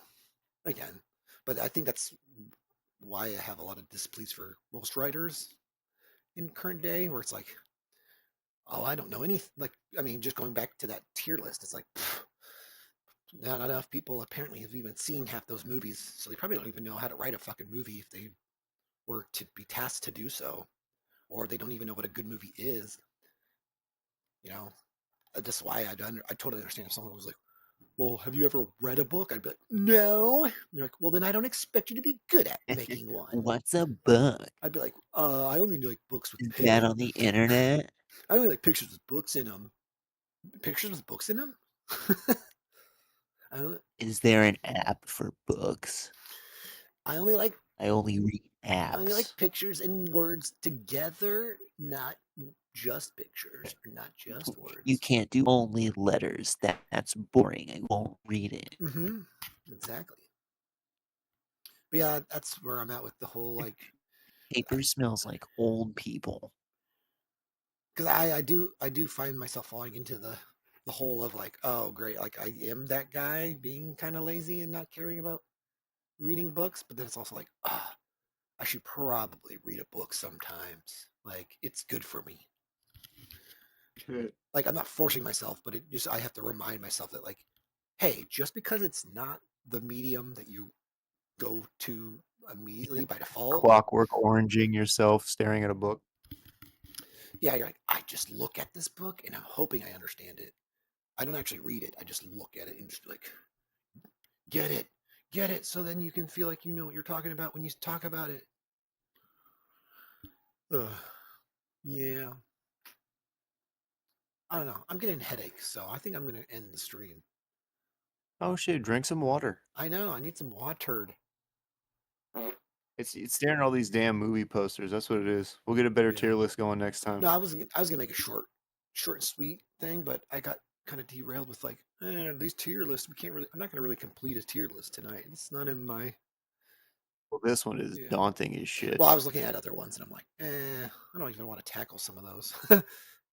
I've already decided my brain is overloaded. I probably should just commit to getting a little bit of. I've had some. I don't know. I got up kind of late and everything, so like I'm in the middle of my day and it's not good. It's like, I'd rather just. And I wanted to stream for just a little bit, but then I was like, and this is what a little bit is. It's 3 hours. Try and make it, Well, actually, yeah, that is decent. That's yeah, true. That's 3 hours. tight and concise and call it there. And just if I'm going to do it like we've talked about, where if I'm doing it almost every Sunday, then 3 hours a week. Consistency is a hell of a thing. Yeah. And I'd rather fizzle out like this and be like, okay, I'm done, but like, don't worry, guys, I'll be back tomorrow or whatever. It's kind of probably what they expect with most of those live shows, where they're like, well, they talk to they talk to us, or they aired the stream on Fridays every Friday, anyways. So Exactly. it makes sense. Eventually, this will get to a point where I can probably come up with enough stuff for people to stick around for 3 hours instead of having to go, well, I'll just be boring for 7. So This is the fifth time you've done this? We're just getting started, yeah, bud. exactly. We're picking up steam. Yeah. And a lot of times the tier list kind of just helps, just kind of mediate the. It's a what do you call it? Catalyst, Exactly. jumping off point. That's where I'm at with it at this point, where it's like, it's the joke is it's a TED talk with tier lists, and then after that, I mix something else in with it. Like right now, I kind of do like adding the first like 30 minutes to an hour of me just drawing and talking about art or whatever, and then whenever you get off work and come join up on the If I get live in stream. earlier, I'll get in on the drawing shit too. What? I said if I get in earlier, I'll jump in the drawing shit too. Oh, it doesn't mean I wouldn't not draw later. I'm just when I'm by myself, it's easier to just talk at people about That's what I'm the doing. point. Like today, I was just like, I'm gonna draw a page that is for my next chapter, so that gives me something to do, and I can Entertaining and educational. When I'm not talking to someone who's currently back and forthing with me, like that's the next best thing. It's like that's why most of my videos exist, where it's just me saying, "This is what I think about this book." But if I had someone else talking, you have a more of a flow where you can kind of pick your interviews, kind of Pick your yeah. nose a little bit. You can pick your nose, but you can't pick your friend's nose unless your friend's into that. Pick your nose, KNOWS. Pick your nose. That's you're sharing ideas. Yeah, that's part of that'd be part of all the play on words that we have with this channel. So, anyways, yeah. That's what the P in PUD stands for. Pick your nose. It's about sharing ideas. We'll reveal the other two letters At a in later a future time. live stream. Yeah. Okay. Yeah, exactly. You got to keep tuning in. You get the whole idea. Get all the lore. All the made up on the spot lore. That's the best kind. That's really the only kind I got. Yeah. I thought the P in PUD stands for PUD. The P stands for PUD. The U stands for PUD. Yeah, I love that. That's how I like it. You and then the D in PUD stands for Yes, PUD. duh. It's PUD. Duh, it's PUD. Gee, that's bad. All right. Well, I don't want to keep you on forever, and I don't know. I get little headaches sometimes towards the end. I don't know if it's the headset. Have a snack and take a nap. You gotta recharge yourself. Yeah. Sometimes I can go for a little longer, sometimes not. But it's nice to be able to you know what, this is a natural way to go. All right, I'm done. No one's watching. So yeah. Thanks for joining me as always. Oh, absolutely. Go see what he's doing over at Kick, which I don't know. Have you streamed over at Kick anytime? No, I'll you know what? I'll do it because you mentioned it. I'll do it. There has to be at least sometime in the one next time hours. between the last time I say it and the next time I say it. So Danger Plays, There'll be a right? Is that weekly. what is it? Danger Plays Games. Oh, that's it. Danger Plays Games. I'm still not gonna. Eventually, I'll learn it too. So I'll be a good friend. I'll be a send you good a friend and link. actually When there's know how to something say to it. look at. Danger Plays Games And when there's over on actually Kick. something to look at, I'll send you a link. Yeah. Maybe we'll do like a weird cross thing where randomly your Oh, stream dude. and my Actually, that would be kind of stream, nuts. or Yeah. my channel and your channel randomly talk to each Oh, other? that's what I should be doing when I do the Pud Talk. I should do that thing where I have my Fallout pulled up, where it's my settlement, where it looks like me sitting talking on the radio. There you go. Oh, we can. Dude, Oh that's what shit, I should be doing. dual streaming. Holy shit. Well, then that makes me want to do something on my end then visually, other than We'll just figure it out. whatever. Anyways, We're winging it. yeah, but yeah, that'd be interesting. Like a little. It's again, it's oh shit, it's Batman and Superman, teaming up. Holy shit.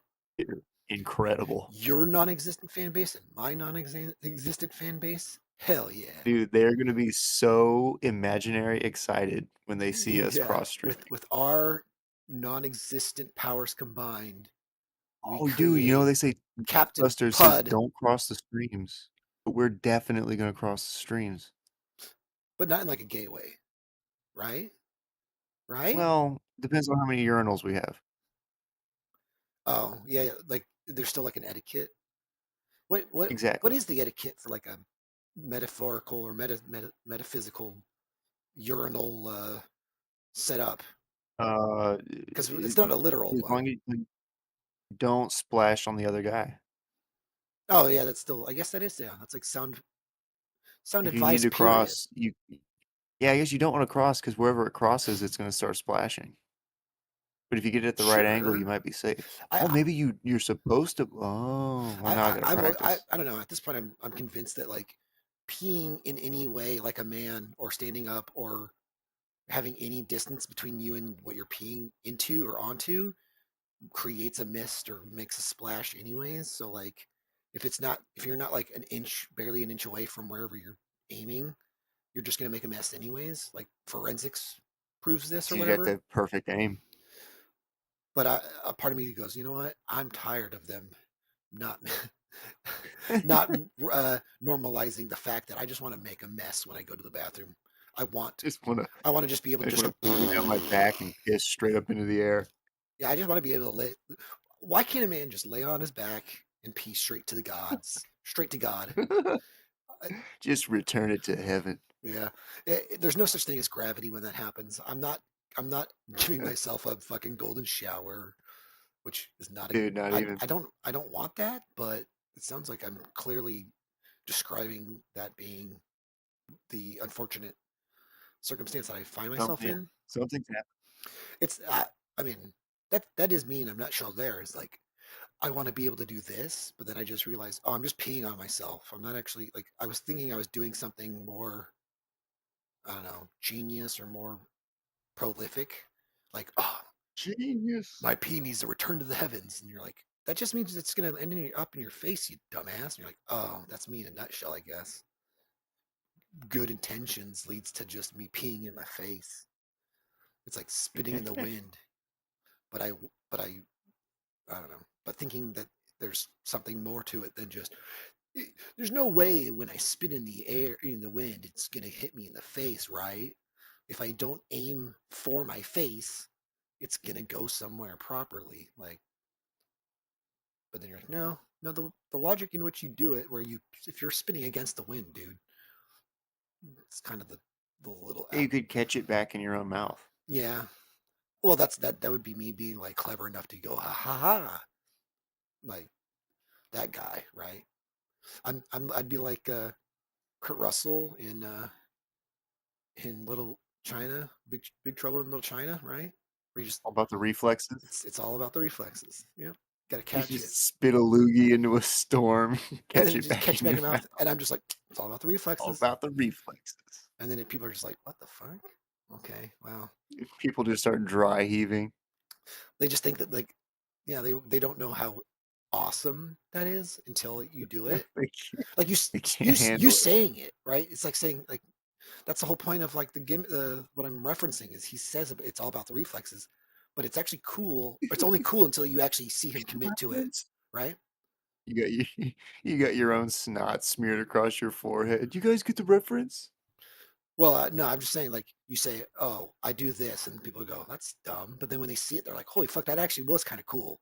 Like it was dumb until you actually did it. Like that was actually kind of badass. So That's what I'm trying to Dude, he just get. ate his own loogie. Hell yeah. Dude, that guy ate his own loogie. That guy cut his own loogie. Yo, that dude spit snot and then eated it. Nice. Yeah, no, maybe, I think every Sunday we'll slowly get closer to whatever end game we are trying to approach. We're in the end game now. No, we're not that cool. I'm just, Oh, we're just referencing it. yeah, I'm just using that as like a catch-all. Okay. The end game. We're not in the Oh, end game. We're in uh. it's good It's to not have a, a it's not a plan. noun. It's not a proper noun. It's a fucking verb or something. I don't know what I'm joking. Oh, damn. I don't know. That's my brain is starting to go south. So, but yeah. Well, thanks for being here, and thanks everyone for hanging around. This is Oh, shit, yeah. yeah. It's like you've said. It's just insanity being productive, right? Productive insanity. Exactly. So everyone does that. They just either are not productive or like not putting forth We effort just there. want to do it publicly. Yeah, exactly.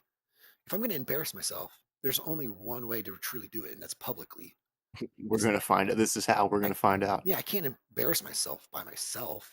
Like I like myself too much to know, to think it's embarrassing at all. So We just share the shame. it takes YouTube trying to like take my channel down to know that I'm doing something right. It really wakes you up. Yeah. All right. Well, I'm out of here, and so is Danger, and bye.